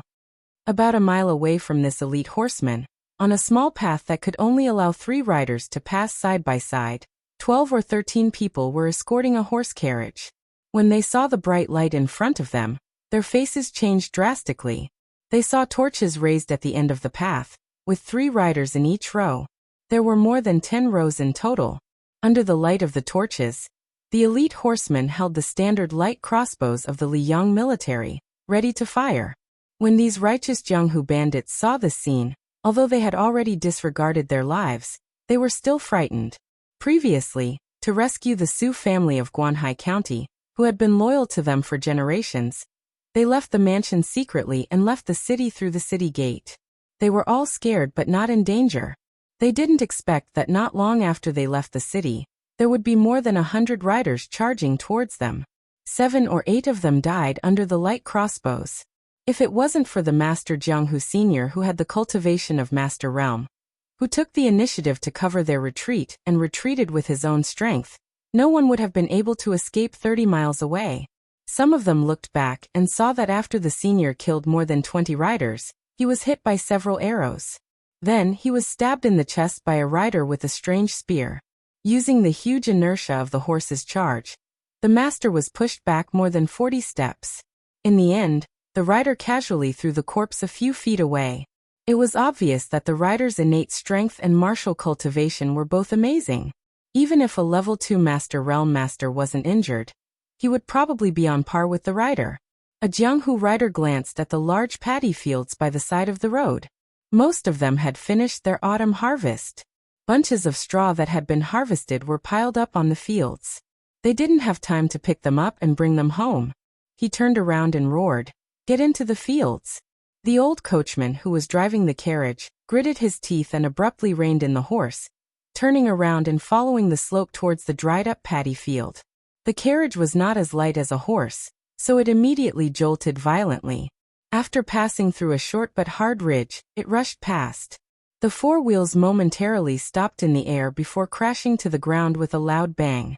A series of painful cries came from within the carriage. There were men and women, and judging from their voices, they were all very young and even had a hint of childishness. The elite cavalry that was in charge of intercepting the carriages had mocking looks on their faces. Did these fellows really think that they were the Beiliang Frontier Army and the Beimeng Cavalry? On the battlefield, did they think that such a blunt turn of events could be played so easily? More than 40 light cavalry similarly descended the slope and entered the fields. However, compared to the panicked fleeing group, this cavalry, who were familiar with archery and horses, was not only calm and unruffled, but also had the demeanor of an autumn hunt. No wonder these cavalrymen were so conceited. It was because they were worthy of this arrogance. They were once part of the cavalry that crossed the Guangling River to the north of the southern Xinjiang army. Although the fighting on the battlefields in the capital could not be considered tragic, since they were able to become part of the southern Xinjiang cavalry in the early years, and were even seconded to His Royal Highness, the current emperor, for a period of time, To serve Zhao Zhu, they naturally could be called first-class elite soldiers. However, at the crucial moment of merit and reward, the commanding general, Gao Bohai, who commanded 8,000 cavalrymen, for some reason, had a dirty relationship with Che Yi, a former direct subordinate of King of Shu, Qin Jibao. Originally, they thought it was a trivial matter and would not delay the conferment of Marquis in general. Unexpectedly, His Majesty the Emperor was enraged over such a trivial matter. Even though Gao Bohai had Zhang Dingyuan and Guing interceding for him, he was still directly removed from his post. The 8,000 cavalrymen under his command were split into 3 groups. One group of 2,000 cavalrymen remained in Guangling Road and temporarily belonged to the general's mansion of Jianzhou. The cavalry general of this group, Gao Tingho, was the only son of the original commander-in-chief, Gao Bohai. Guanhai County was not eye-catching in the old West Chu territory, where half of the scholars in the world came from Guangling. The county did not show a luxuriant scene of well-dressed Chinese people standing shoulder to shoulder. Instead, it was the Guanhai Su family that stood out. The Su family was worthy of being called the Dechu's literary courage for generations. Their family's history could be traced back to the Ganlu southbound at the end of the Great Feng dynasty. They were an important branch of the top tycoon in Great Feng dynasty, Huangding Su family. Later on, the Guanhai Su family assisted the Jiangshi family of Dechu for generations. They were good at governance and were once praised by the Jiangshi emperor as Dechu's literary courage. However, when Jiang Xi and Chao Chongqing joined forces to restore the country, the Guanhai Su family might not be optimistic about West Chu's restoration. It was also possible that they were scared out of their wits by the billowing smoke of the destruction of Dechu and managed to escape the disaster. However, the Guanhai Su family's talents withered and the family's decline could not be salvaged. The eldest grandson of the Guanhai Su family, who had high hopes for the family, participated in the imperial examination together with Song Maolin. However, the latter won first place in one fell swoop and added flowers to the brocade of the Song family's prosperity. On the other hand, the former did not even qualify for the palace examination and failed early in the autumn imperial examination. It was destined that he would not be able to help the family in their hour of need, and could only stake everything on one throw to stay in the capital and wait for the next examination. Originally, the Guanhai Su family's fate would only rise and fall in the Jiangnan scholarly circles, or the future new Liang officialdom. However, because of the Rouge Review, God played a big joke on the Su family, who was the most fragrant of Guangling's Taoist books. A concubine's daughter who was originally raised in a boudoir, and was unknown to everyone, became a part of the Rouge Review at the age of 15. In one night, the world knew that the comment, "The Su family's daughter's beauty is enough to make the carp in the lake jump to the shore." Her name shook the north and south of the river, and she was ranked 4th in the Rouge Review. In an instant, the number of people who wanted to marry her almost broke through the doorstep. People from all walks of life came one after another. Although the Guanhai Su family was focused on learning, they still maintained the strength of a scholar when faced with people who were caught off guard. They said that the woman in the family had already set up a matchmaker many years ago, and that the marriage would be completed when the man turned 20. The Guanhai Su family would not go back on their word. However, no one would have thought that the Su family would grit their teeth and persevere, but the aristocratic family of Guanhai Commandery, who had been friends with the Su family for a long time, would shrink back and resolutely deny the marriage. The young man, who was only half a year away from becoming an adult, quickly got married under the urging of his father. He married a pretty girl from a small family of equal social status. All of this was, of course, caused by Deputy Provincial Commander Song, who had smelled the scent of blood. Think about it, how could Song Li miss a Rouge Review that was within his jurisdiction? Tonight's bloody interception was only Marquis Gao Tinghui's pledge of allegiance. However, Marquis Gao Tinghui did not expect that to deal with a group of scholars, he would lose 30 elite cavalry who were completely capable of making a name for themselves at the border. After all, he had underestimated the power of the Central Plains aristocratic families. The dozen or so Jianghu heroes surrounding the carriage all saw something strange in the distance.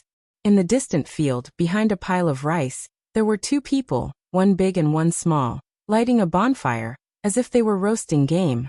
At this time, The elite cavalry who had caught up with the carriage team had already raised their crossbows and shot out arrows. The unique sound of the arrows piercing through the air was particularly ear-piercing in the silent field. One was in the south and one was in the north. The distance between the two sides was less than 30 steps. Most of the heroes who knew martial arts were able to use their weapons to block the arrows. However, there were still 2 people who were unlucky. They dodged the first arrow but did not dodge the second arrow. One of the riders was shot through the throat. He staggered forward for a dozen steps before falling off his horse and dying. The other rider was directly nailed to the temple. The huge penetrating force caused the rider's corpse to fall out on the spot. When the carriage brushed past the bonfire, another 2 Jianghu heroes who had stood up for the Su family out of righteous indignation died on the spot. Probably because the 2 sides were about to leave Tian'an and enter the dense forest in front of them. The light crossbows in the hands of the elite cavalry began to deliberately shoot at the horses of these people. The 2 large horses of the carriage were especially targeted. When the horse to the north was hit by 3 arrows, although the elite cavalry was afraid of accidentally injuring the prey in the carriage, the arrows that were shot at the horse were not fatal. However, it was enough to stop the carriage. The old coachman's face was filled with despair as he tightened the reins. Ignoring the pain in his arm, he forcefully stopped the horse to prevent the carriage from flipping over.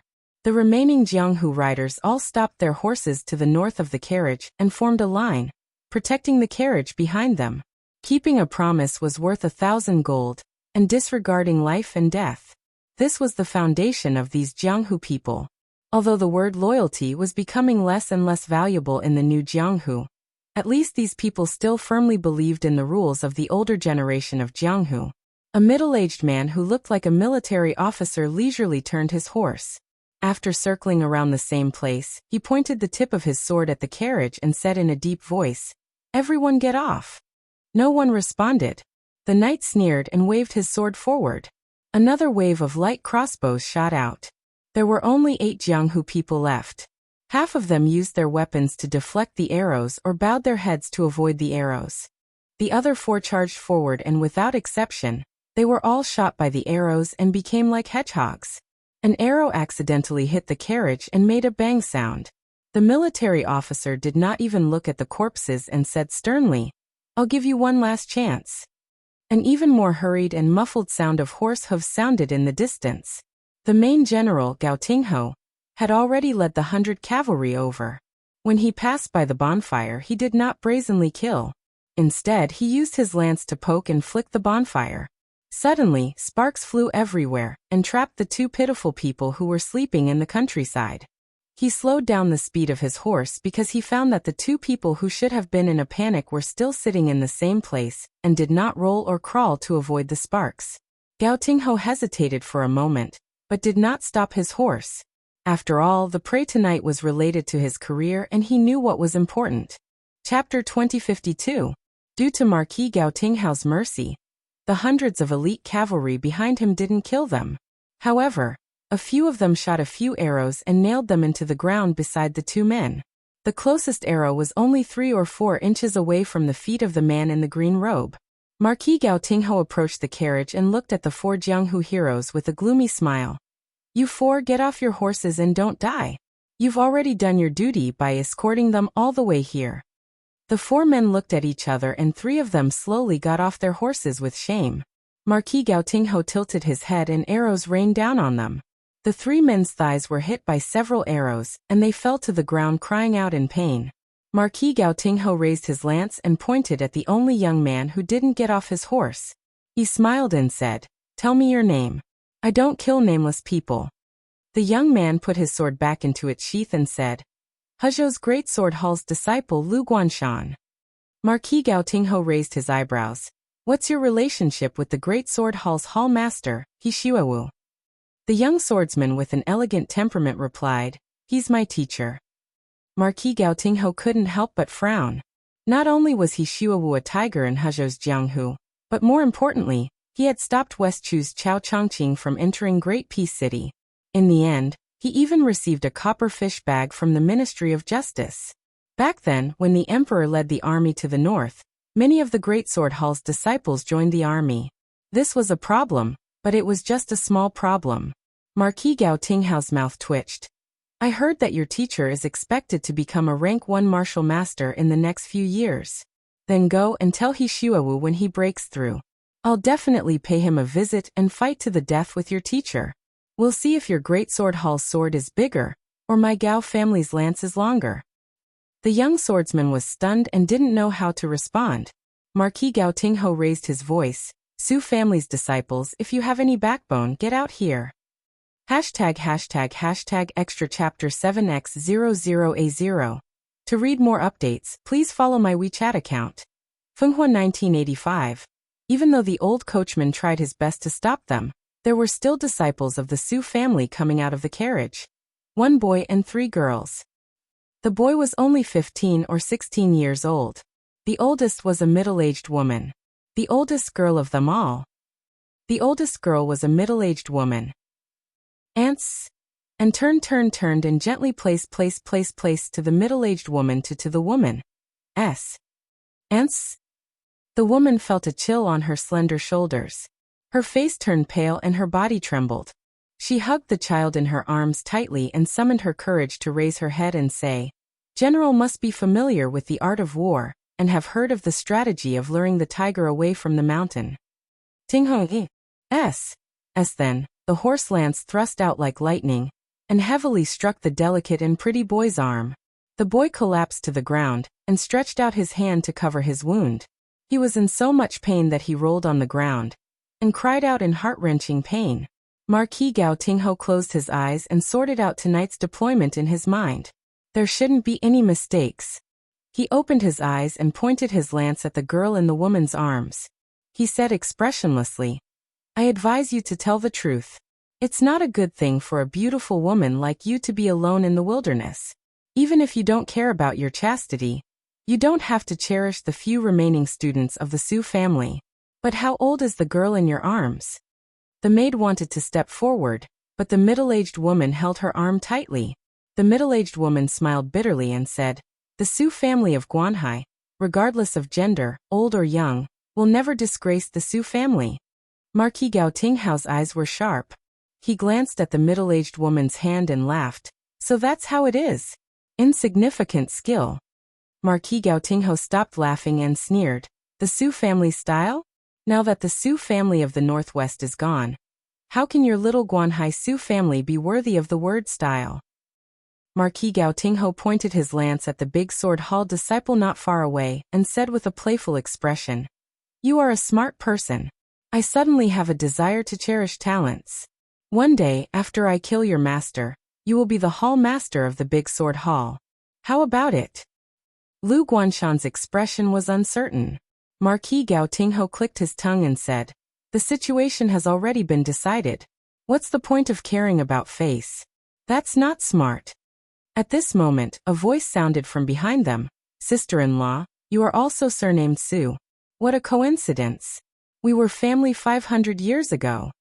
Marquis Gao Tingho turned his head and looked with a face full of hostility. He saw 2 passers-by, one big and one small, roasting game in the field. Before Marquis Gao Tingho gave an order, there was the sound of blades being drawn. Then an unbelievable scene appeared. One big and one small walked through the gaps between the horses like they were taking a stroll. They casually bent their backs and lowered their heads as they moved. No matter how the blades of the elite soldiers slashed at them, they were able to dodge them. The 2 of them passed through the encirclement of the cavalry just like that, and were only 10 steps away from Marquis Gao Tingho and his horse. Marquis Gao Tingho held the lance tightly and laughed coldly. So they were really strong master realm experts. The green shirt male looked like he was in his 30s. He had a gentle aura and his clothes were clean and tidy. He didn't have the arrogance of an official's son, and instead looked like a good-tempered private school teacher. Behind him was a young female swordsman with a sword on her back. At this moment, 2 silhouettes arrived. Their auras were like rainbows. One of them carried a sword on his back, and there was a faint hum of a sword in his scabbard. The 2 stood side by side at the ruins of the carriage. It was a man and a woman. Both of them were quite young. The woman was wearing a purple dress, and the man carrying a sword was about 20 years old. His face was like jade, and his scabbard was trembling slightly, and the sword was humming non-stop.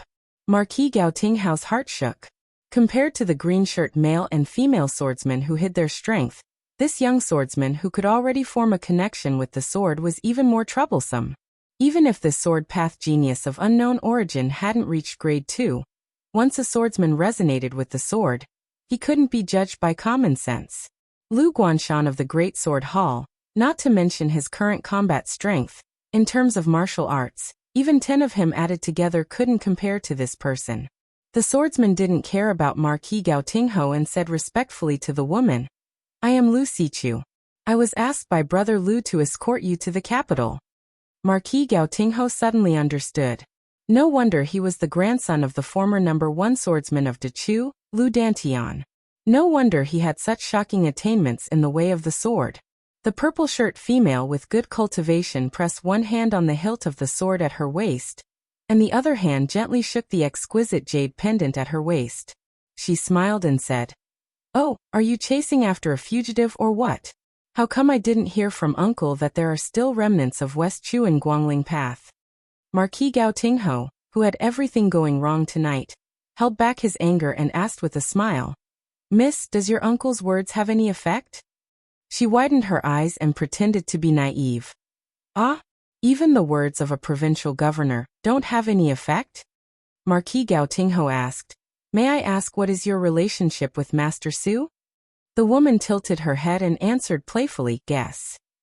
Marquis Gao Tingho laughed and then raised his arm and said in a low voice, "Retreat." 150 elite cavalry galloped away. As for whether they would return with 1,500 cavalry, that would depend on whether Marquis Gao Tingho dared to take a gamble. Without needing the woman from the Guanhai Su family to remind her, Lu Sichu strode forward and crouched down. She helped the young man who had fainted from the pain by pressing his acupoints to stop the bleeding, applying medicine, and bandaging his wounds.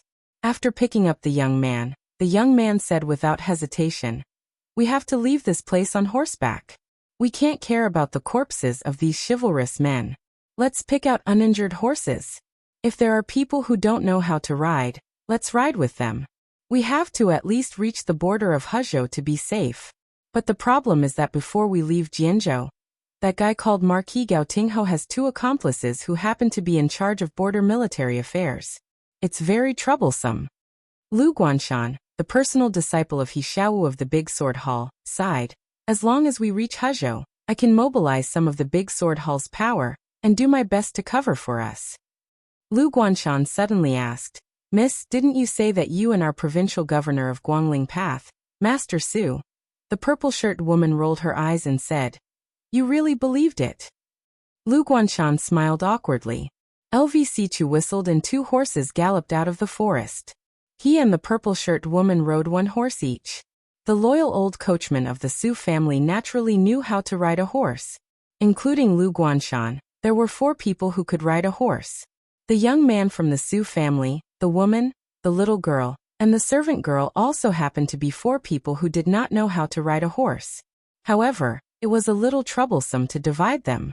The problem was that the woman and the servant girl were from different families, so it was naturally inconvenient for them to ride a horse with the men. Logically speaking, the woman, who was of a higher status, should sit behind the purple-shirt woman, but the woman sent the plain-looking servant girl to find the purple-shirt woman. She handed over her tear-stained daughter to LV Sichu, while her face was flushed with shame and anger. Just as she looked at Lu Guanshan and was about to speak, the green-robed man who had been ignored by them all this time slowly said, "If you insist on heading north, you definitely won't be able to escape. Although the cavalry seems to have returned, they secretly left a few scouts behind. I guess they are deliberately trying to make you lower your guard. That general is either resting on the official road, waiting for someone, or he has personally dispatched a large group of cavalry to kill you." LV Sichu had actually been secretly sizing up the man and the little girl, but could not see the depth of their thoughts. The purple-shirt woman seemed to be heartless as she smiled and said, "Then what do we do?" The green-robed man also smiled and said, "Ah, miss, you are wearing a purple robe. Aren't you the head of the Huishan Alliance? Dealing with these rascals, isn't it just a matter of flicking a finger?" Chapter 2053. The woman in the purple dress laughed and gave him a thumbs up. Good taste. Lu Guanshan was not in a good mood. He had an inexplicable natural hostility towards the strange man in the green robe. Especially when the two of them looked at each other, intentionally or unintentionally. Just now, Lu Guanshan felt his scalp tingle. The maid who was sitting quietly behind the woman in the purple dress took a deep breath and suddenly said to the man in the green robe, "Sir, I'll go west with you. The others will continue north." The woman's expression was complicated. She wanted to say something but stopped. LVCQ and the woman in the purple dress were confused. Lu Guanshan blurted out, "No."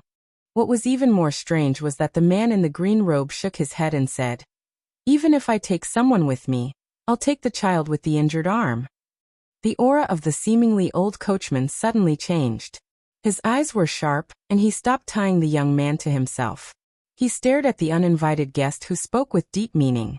For a moment, the rice field was dead silent. The man in the green robe said helplessly, "If I had bad intentions, this wouldn't be the situation now." Obviously, the old coachman and the disciple of the Great Sword Hall, Lu Guanshan, didn't believe it. Even if the man and the child could successfully pass through the cavalry.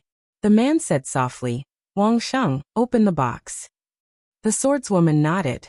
Without any movement, the top board of the long purple box on her back slid open. At that moment, the box was filled with the sound of swords. LVCQ suddenly felt like she was facing a great enemy. She was stunned and said, "How is this possible?" The old coachman couldn't hide the fear in his eyes. He whispered, "Innate sword embryo?" #### Chapter 8. To read more chapters, you can follow my WeChat account. Fenghua 1985. After the girl saw the look in her master's eyes, she quickly closed the sword box and went silent again. The master and disciple were Su Fengnian and Wang Sheng. In fact, it wasn't a coincidence. Su Fengnian did want to save someone. It wasn't the girl from the Guanhai Su family, but the boy who changed his surname. In the early years of the Xiangfu period, the boy's surname should have been Sunday. His grandfather was the Grand Preceptor of Westchu Sun Shiji. At the end of Westchu's restoration, the official Chao Changqing died outside Taiyan City. The Empress Jiangxi died on the battlefield of the Western Wall. Sun Shiji, who had died in the imperial court of Westchu, was a family full of loyal soldiers. The generals all died on the battlefield without exception. The civil officials all died in a heroic manner. However, only the young boy disappeared in the sea of fire in the Sun family. Back then, the emperor of Liang, Zhao Zhuan, had no intention of investigating this matter, and had Zhao Go give up. Later, the new emperor, Zhao Zhu, admired the Sun family and regretted it. He hoped to secretly find the only remaining child of the Sun family, and use it to appease and attract more scholars in Guangling. However, after a thorough investigation, he found that the boy seemed to be involved in a great secret. Thus, Zhao Go of Liang and the Ministry of Justice of the capital had no choice but to take this matter seriously. Su Fengnian only found out about this when he drank with an old spy from the Fu Shui house who had taken root in Jianzhou. In fact, if not for the fact that the Su family of Guanhai came out with the Rouge Beauty Appraiser and attracted too much attention, it was very likely that Zhao Go and the Ministry of Justice would have already found some clues. The boy would probably have grown up safely as a descendant of the Su family and died in bed with that secret. Of course, Su Fengnian didn't know why the Su family of Guanhai wanted the boy to follow Su Baozhao. In fact, the safest plan was for him to stay in the mansion. No matter how bold Song Li and Marquis Gao Tinghui were, they wouldn't dare to lead an army to slaughter the Su family of Guanhai. Did they think that with the help of the old coachman and those Jianghu heroes, it would be enough to deal with Marquis Gao Tinghui's elite cavalry? Or was it because they were worried that the family would be exterminated by Xian Liang for covering up the crime, so they simply threw the boy out of the house and let him die in an unexpected disaster? Su Fengnian didn't care about this. He only wanted to save the boy's life. Otherwise, the Marquis Gao Tinghui, who was in the dark, would most likely not let go of this insignificant scholar of the Su family. However, Su Fengnian had a headache as to what to do with the boy after saving him. He definitely couldn't keep him by his side, so who to hand him to was a big problem. Logically speaking, it would be best to send him to Beiliang and hand him to Xie Shibian, but it was a long journey. After all, he had to go from the southeast to the northwest, which almost crossed the entire central plains. The current Su Fingyan was really afraid of trouble. Out of the corner of his eye, Su Fingyan caught a glimpse of Big Sword Hall's Lu Guanshan, who was in a hurry and was afraid that everything would be in vain. He looked at the servant girl and the woman. We both know. Since you have made your choice, then follow me to the west. Don't worry, I will help you settle down in a place where you won't have to worry about anything. Lu Guanshan said in a low voice. We don't even know your surname. How can we trust you? Life and death are not child's play. Su Fingyan smiled and said, Didn't I tell you before? I was from the same family as that sister-in-law 500 years ago. Have you forgotten? Then everyone saw that the man in the green robe smiled at the little girl sitting in front of LV Sichu for some reason. He smiled gently and said, Little girl, don't be afraid. Uncle will let your sister protect you later. The little girl blinked her eyes and was a little confused. Su Fingyan said to Wang Sheng, You protect them until they reach the martial emperor city, then come to Mount Hui. Forget it, go directly to the Earth Lung Mountain to find me. Wang Sheng looked at the servant girl who got off the horse and then turned to look at his master. His eyes were a little complicated. Su Fingyan tipped him a chestnut and laughed angrily. What nonsense are you thinking? Wang Sheng snorted and jumped onto a red horse without a master. He came to the side of those people and said in a cold voice, Let's go. Su Fingyan suddenly slapped his forehead with a look of realization and relief. He shouted to Wang Sheng, Wait, master will switch places with you. You take the girl to the west and do whatever you want along the way. In this way, master can slack off and accompany them to the border of the Sword Province. That will be enough. Wang Sheng's eyes lit up and he was a little happy. However, at this moment, the servant girl who was walking toward Su Fingyan shook her head and said, I will only follow you. Su Fingyan explained patiently, Although my disciple is young, she is indeed a master. She will never leave you behind.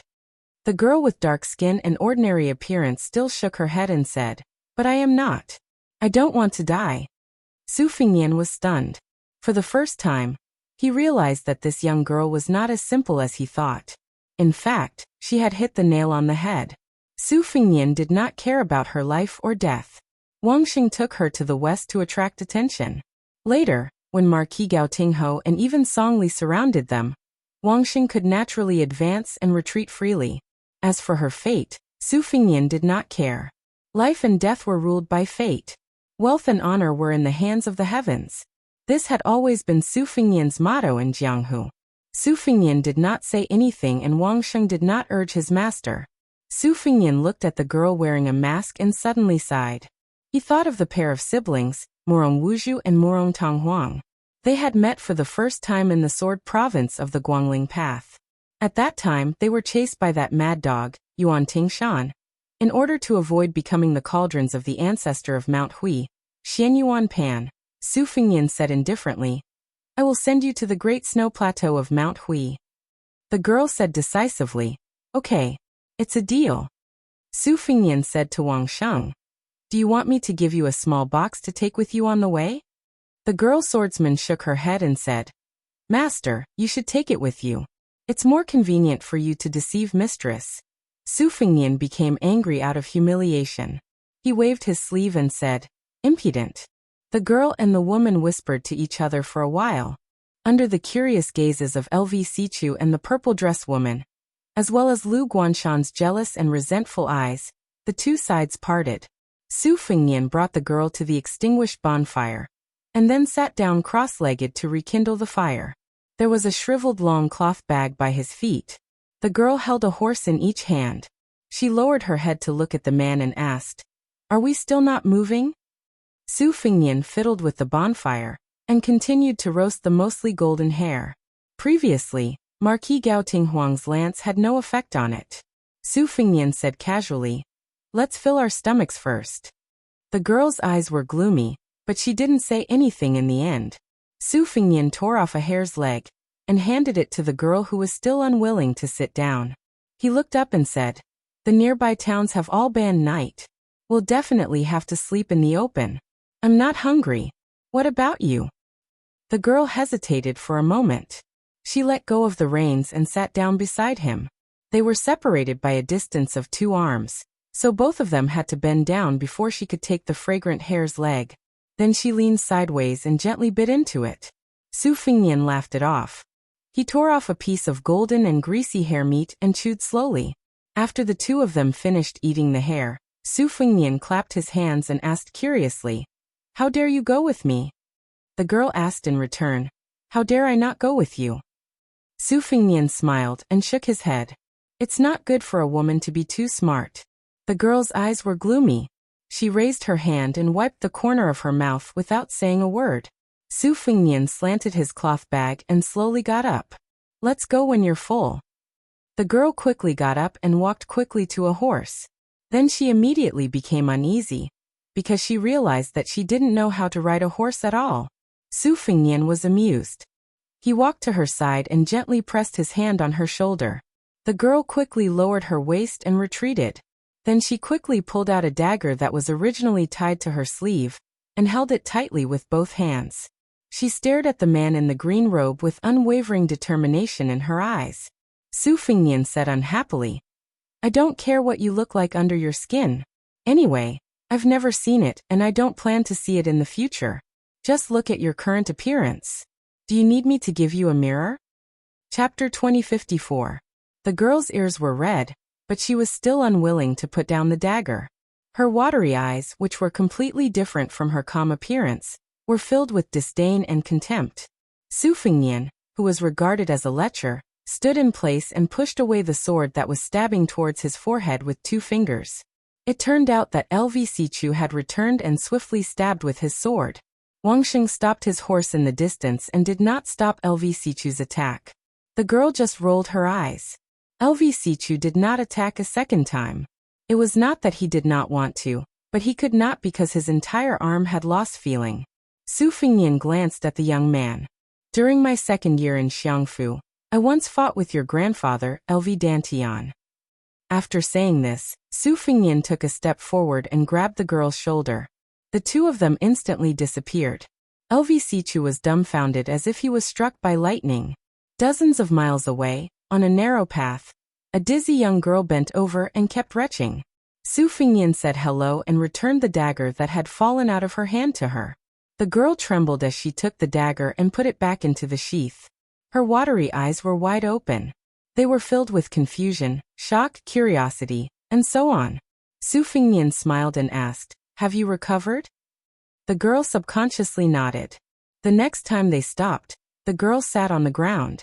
A moment later, when Su Fingnian asked the same question again, the girl gritted her teeth and nodded.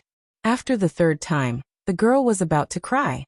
She did not wait for Su Fingnian to say anything and shook her head vigorously. Then, the two of them sat and stood by the stream in the mountains.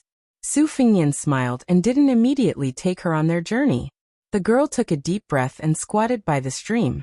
She scooped a handful of water to wash her face, and then fell into a daze. Su Fingnian reminded her, "Your face is not good enough.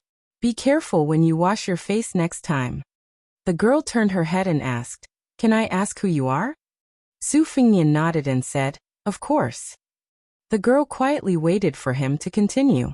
Su Fingnian continued, "But I won't say it." The girl was speechless. The girl thought for a moment. "I'm that Su Baozhao." Su Fingnian smiled and said, "My surname is also Su." The girl smiled for the first time. "If I take off this mask, can you tell me who you are?" Su Fingnian asked, "If I take off my clothes, will you take them off?" The girl was once again left speechless. Su Fingnian squatted down and pulled out a blade of grass that grew between the cracks of the rocks. He put it in his mouth and chewed it gently. The girl looked at him from the side, not knowing what she was thinking. #extra Chapter 9. More updates have been uploaded on WeChat. You can read them. WeChat ID. Fenghua 1985. Overnight, the two of them arrived at the riverside crossing of the Xi River. They could already see the silhouette of Mount Hui and Mount Longhu in the distance. If it wasn't for the fact that they had to take care of the girl, they wouldn't even need to wait for dawn to arrive. The two of them waited at the crossing for a huge 2-story ferry to set sail. Mount Hui was now the holy land of Jianghu. Watching the snow on the snowy plains was also one of the top 10 sights of Liyang. Every day, there would be an endless stream of people going to Mount Hui to enjoy the scenery. There were many ferries on the Shi River that went directly to the foot of Mount Hui. If you wanted to board a ferry, you would have to fork out one tael of silver. Of course, it was also possible to go to Mount Huishan by land, but you would miss the view of the moonless tower overlooking the river. Ever since someone said that he had seen the peerless figure of the purple dress of Mount Huishan on the top of the building on the ferry business had been booming. After all, it was true that anyone could climb up Mount Huishan, but not everyone could climb up the snow plateau on the Bull Mound. There was still less than an hour before they set off. Su Fengnian and the girl from the Guanhai Su family were sitting at a porridge shop at the crossing. They were surrounded by a group of burly men who looked like bandits. When some of them caught a glimpse of Su Baozao's back, their blood rushed to their heads. That slender waist and tight buttocks of hers were attractive enough.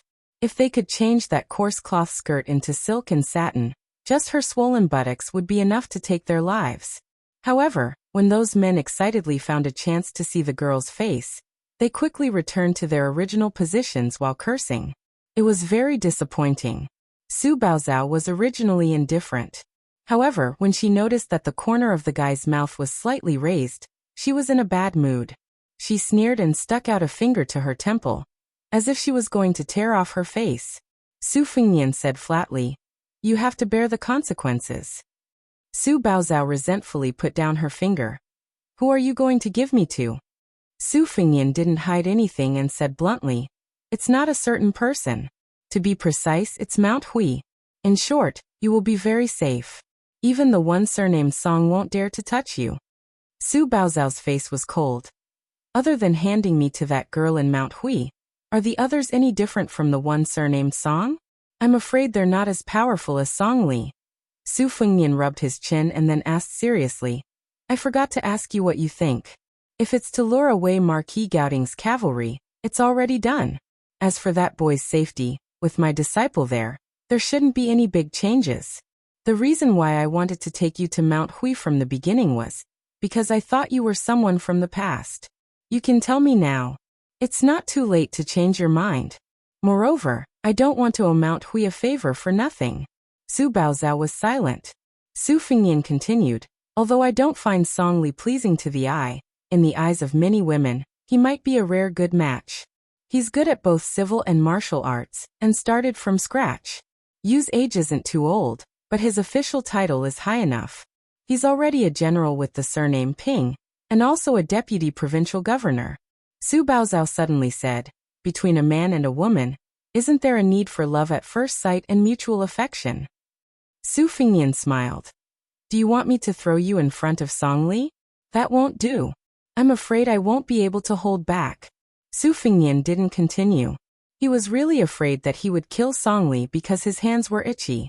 Then, the deputy provincial governor of Guangling would have to be replaced. The kanji shop's waiter had already urged the two of them to quickly pay up and get out of here.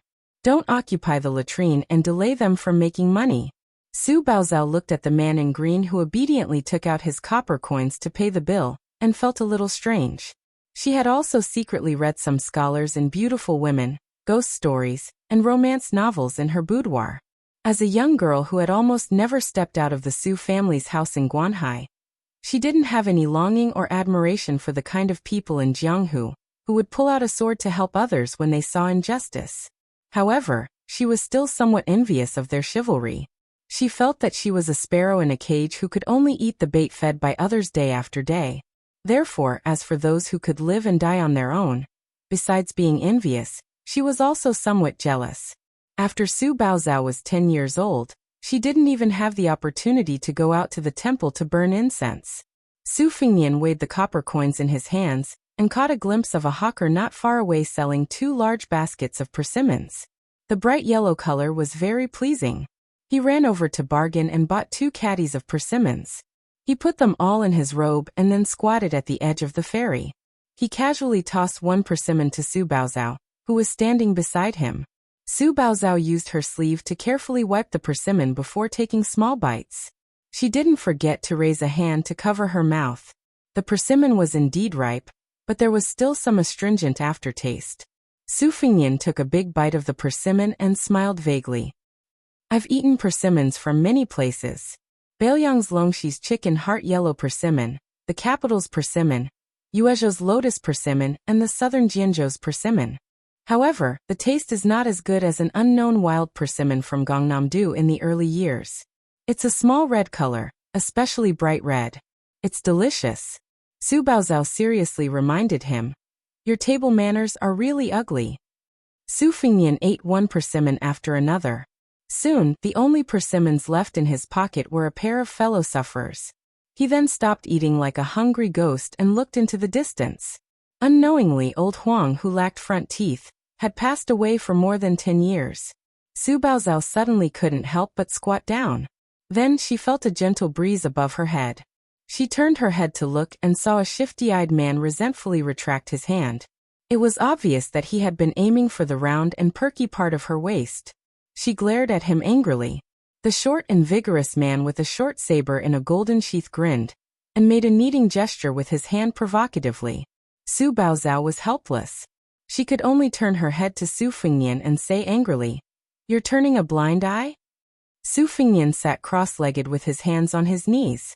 He squinted his eyes and smiled. 10 years ago, I wouldn't be any better than him. Su Baozhao fiercely threw away half of the persimmon and said angrily, "Pervert." Su Fingyan laughed and said, "It's a waste of youth if one isn't perverted." Su Baozhao stared fiercely at the disappointing man in green. How can a person like you become a Jianghu master? God must be blind. Su Fingyan nodded indifferently and said, "Yes, yes." Perhaps because they realized that the man beside Su Baozhao didn't even dare to fart. The man with the short golden sheathed knife and the two burly men beside him thought that they were two soft persimmons. The three of them laughed strangely and surrounded the man and woman who were squatting on the ground. One of them crossed his arms and said, "Although this little girl doesn't look good, if you blow out the lights at night or cover her head during the day, as long as you don't look at her charcoal face and take off her clothes, you'll definitely have a different taste. I reckon she's not far from a courtesan, right? Isn't that right, brothers?" The short man sneakily stretched out his toes, as if he wanted to weigh the girl's 2 full moons. Chapter 2055.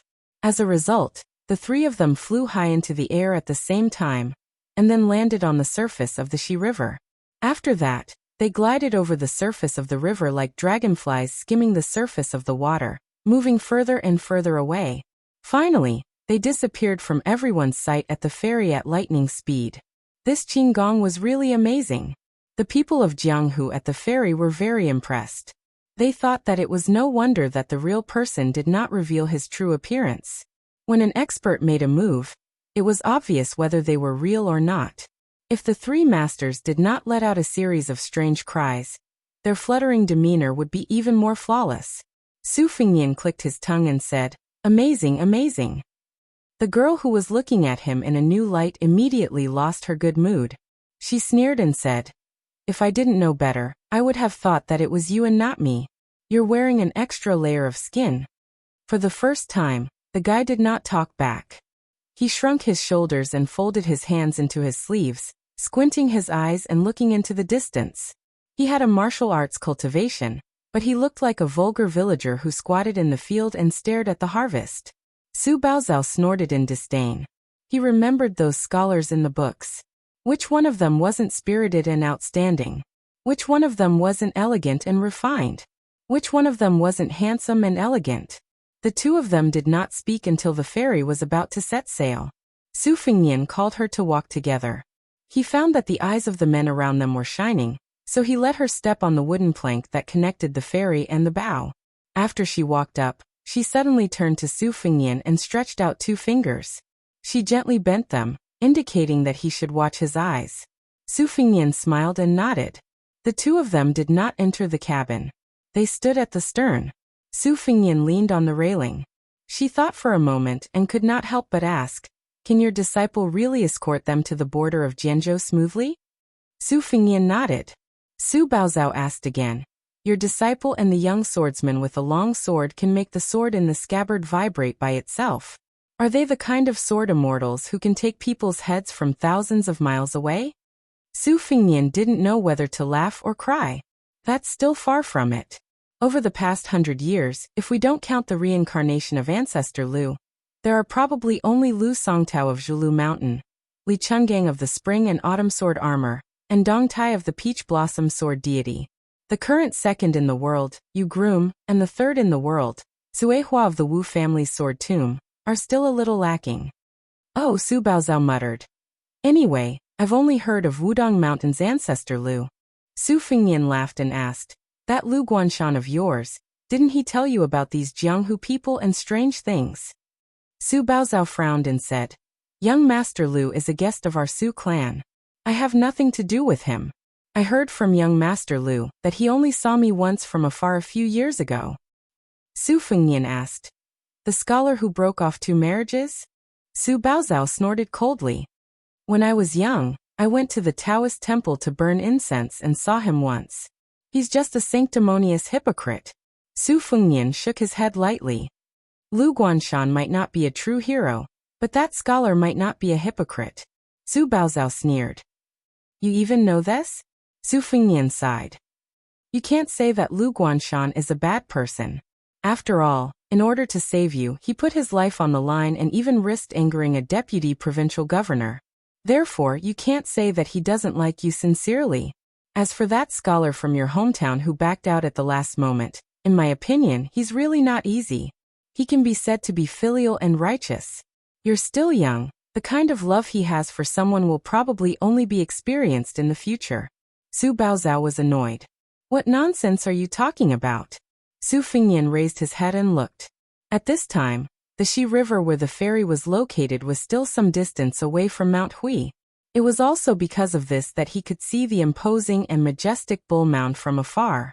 There were thousands of tall buildings in the world, but it was indeed rare to see a building as tall as the Missing Moon House in the Great Snow Plateau, especially a building that was 9 stories tall. Probably only the Tide Listening Pavilion in Mount Qingliang and the star-picking platform in the capital's imperial astronomer could be compared to it. Su Fengnian had a lot of feelings for Mount Hui. This was not only the place where the old man wearing the sheepskin fur coat returned to the land as a sword immortal. It was also the first time he saw the peerless glory of the saints of the 3 sections. Back then, the Confucian sage Xianyuan Jingcheng cleaned up the house and shook the ancestor of Mount Hui, Xianyuan Pan. That battle could be said to be extremely magnificent. The scholar's words, "Ancestor, please die." How heroic it was. Su Fengnian leaned on the railing and muttered to himself. Who said that the scholar has no guts and dares to ask the heaven and earth to sink into the sea? Xianyuan Jingcheng's love is so deep that he and Li Xiaoxin have reached a kind of limit. Su Baozhao pricked up her ears and listened carefully. Her rooting face was really rough. If one paid a little attention, one would find that the color of her face was incompatible with her whole person. The Tide Listening Pavilion's death warrior Xu Xiu was proficient in this field. She once said that there were 3 levels to making a face, namely, the rooting and the enchanting. In order to escape from Bailiang, she had to pay a huge price of 10 years of her life to make an enchanting face and exchange it with Su Fengnian. Only then did she go to the king of Jing'an, Zhao Sun. As for whether she regretted tying her fate to that emperor of 10 years, and finally died for Zhao Sun, Su Fengnian did not know what she was thinking before she died. However, the last time Su Fengnian saw her was before the battle with Chen Jibao on the Guangling River. The woman jumped into the river to save the young king of Zhao who had fallen into the water. At that moment, Su Fengnian felt that Xu Xiu might have really fallen in love with Zhao Sun, who was lofty and fragile. However, he did not know whether Zhao Sun knew the true identity of the woman beside him before his death, and whether he had seen the true face under the mask. As for the enchanting face, Su Fengnian gave it to Murong Tong Huang. The latter entered Beimang during the Yong Hui auspicious talisman, and became the most trusted confidant of the former Beimang crown prince Yelu Hongkai. After the Bailiang cavalry went north to the grassland, Su Fengnian tried to find him, but to no avail. Most of the fate in the world was like this. One's thoughts were constantly on one's mind and could never be forgotten. Su Baozhao suddenly asked worriedly, "Aren't you afraid that Marquis Gao Tinghuang will turn around and chase after your disciple?" Su Fengnian explained, "A good Qi refinement grandmaster came from Seaview County. When we stopped for the first time, I gave them some clues to keep them in suspense. Su Baozao's eyes lit up. Qi refinement warrior? Is he one of those celestial beings in books who live in the clouds and drink dew? Su Fengnian smiled and said, you can think of it that way. Su Baozao realized that this person's eyes were naturally long and narrow. Every time he smiled, it became more obvious, just like willow leaves in the spring breeze. But she still did not like it. Su Fengnian was indeed very comfortable at this moment. This was because almost all the Qi refinement warriors from the former Liang and Beimeng dynasties had been killed by him. Now that he had retired from the martial world and looked back at the martial world, he finally had some of the leisure and carefree mood of Dong Tai. Naturally, he felt a different kind of feeling in his heart. Su Fengnian straightened up and suddenly looked up. There was a touch of purple on the roof of the moonless tower. It was as if a high and mighty celestial being was overlooking the mortal world. ### extra chapter 10. More updates have been uploaded on the official WeChat account. Everyone can follow and read it. WeChat ID. Fenghua 1985. Su Fengnian was feeling a little complicated. Before the Battle of North City, he had made an appointment with her to find the one guy for a drink one day in the future. He did not know why she seemed to have changed her mind. Previously, Su Fengnian went to the small town to invite her, but the message he sent to the snow plains of Mount Hui was like a clay ox in the sea. For a long time, there were sharp-eyed people in the martial world who saw the strange phenomenon on the peak of Mount Hui. For a moment, there was an uproar on the ferry. Even Su Baozao raised her head and looked at the blurry moonless tower in a daze. Actually, it was absolutely impossible to see the figure clearly. However, even if the tourists on the ferry tried their best to open their eyes, they could only see the silhouette of the tallest building in the world. It was as if they had seen the peerless beauty of Mount Hui with their own eyes. All of them were dazzled and their emotions surged. Perhaps no one would have thought that after Li Chungang and Wang Xianji, the person who could make the martial world bow down to her was actually a woman. The Northwest vassal king who had made a great contribution to the world originally had more hope, but he died. The father conquered the central plains, and the son conquered the grasslands. In the end, the two generations of the Su family did not fight for the throne. They did not usurp the throne and become the emperor. Su Baozao, whose eyes were sore, wanted to withdraw her gaze. At this moment, all the passengers on the ferry were stunned. They could clearly see a purple rainbow rising from the top of the snow plains, and then rapidly falling into the river at the foot of the mountain. Wait a minute, could it be their ferry? Mount Hui's purple dress crashed onto the bow of the ferry. Chapter 2056. The bow of the ferry sank deep into the river, and the stern of the ferry rose up high. The entire ferry tilted to a huge angle. People and horses were thrown off their feet, and it was a complete mess.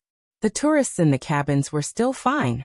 They were just piled up like dumplings at the bow of the ferry. However, the passengers who were enjoying the scenery on the deck were in trouble. They all fell into the Shi River like dumplings. Su Fengnian's feet were rooted to the ground and he didn't move at all. Su Baozao closed her eyes in a panic. When she opened her eyes in the next moment, she found that she was firmly rooted to a slope and hadn't fallen to the ground. The stern of the ferry landed heavily on the surface of the river, creating a huge splash. The imposing and insufferably arrogant Mount Huizi casually waved her sleeves, and those who had fallen into the Shi River were all pulled back to the ferry. They fell onto the deck of the ferry, and all of them were in a daze. Xianyuan Qingfeng, who had almost stepped on the ferry and overturned it, glanced at Su Fengnian. There was some doubt and inquiry in her eyes. Su Fengnian responded with a wry smile. She snorted coldly and suddenly disappeared. Su Baozao's mind was sharp. She went straight to the point and asked, "Do you know the Jianghu leader of Mount Hui?" Su Fengnian couldn't help laughing. He asked with a smile, "You don't know her? Who doesn't know her?" Su Baozao asked again, "She knows you too?" Su Fengnian didn't try to hide it. He leaned on the railing again. "I knew her a long time ago. At that time, the Jianghu people didn't know us. At that time, Fujian province probably only heard of a prodigal woman surnamed Xianyuan in Mount Hui. Her slingshot was made of gold." Su Baozao's eyes were absent-minded. She lowered her voice and asked, "Who are you? Are you the peach blossom sword god?" Su Fengnian was stunned. He thought that this girl's thoughts were very imaginative. How could she link him to Dong Tai? Su Baozhao stared at Su Fingnian and said, Grandpa Song and Lu Guanshan have told me some things about Jianghu. In particular, Grandpa Song, as a grandmaster of swordsmanship, admired the peach blossom sword god who went to the sea to visit immortals the most. He said that Mr. Deng's swordsmanship had already reached perfection, and his attainment in swordsmanship was no less than that of the great immortal Lu Dongxian. Grandpa Song also said that Dong Tai did not like carrying a sword. Since you even know the leader of the Xianyuan alliance, coupled with your indifferent attitude towards Marquis Gao Tingho and the other military officials, and your appearance. Su Fingnian interrupted the woman's speculation and said angrily, Just because I'm ugly, I'm Dong Tai? Then if I'm handsome, won't I be the king of Bailiang, Su Fingnian? Su Baozhao said bluntly, Then you'll have to be reincarnated into a good body in your next life to have the chance to be the Su Fingnian of Jianghu for 100 years. Su Fingnian smiled knowingly. Since I've known you, this is the most reasonable sentence you've ever said.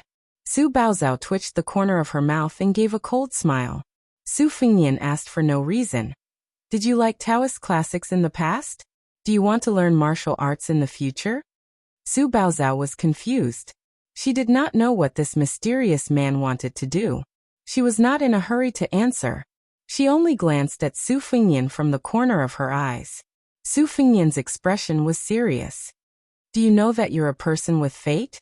Su Baozhao was angry for no reason. She sneered and said, Fate? Of course I have it. Otherwise, how could I be ranked fourth? The second evaluation also said that in the next Rouge evaluation in 5 or 10 years, when the youngest daughter of the Su family grows up, she will definitely be ranked in the top 3. She even has a chance to win the title of the world's #1 color. Do you think I have fate or not? Su Fingnian sighed softly and said, There have been so many Rouge evaluations, but I don't think there has ever been an evaluation of the world's #1 color. Only the last Empress of West Chu won the title of the world's #1 color, and became one of the 13 colors of spring and autumn. I'm not interested in the world's #1 color. I've only heard of the Bailiang cavalry. Su Baozhao frowned. The Bailiang cavalry? Didn't they break up? Su Fingnian raised his head. The river breeze brushed past his face, blowing his sideburns as if he was flipping through a book. He whispered, Yes. Back then, at the northwest gate of the Central Plains, it was said that Bailiang had 300,000 iron cavalry. Of course, it was impossible for the real Northwest cavalry to have 300,000. At its peak, it was only 140,000.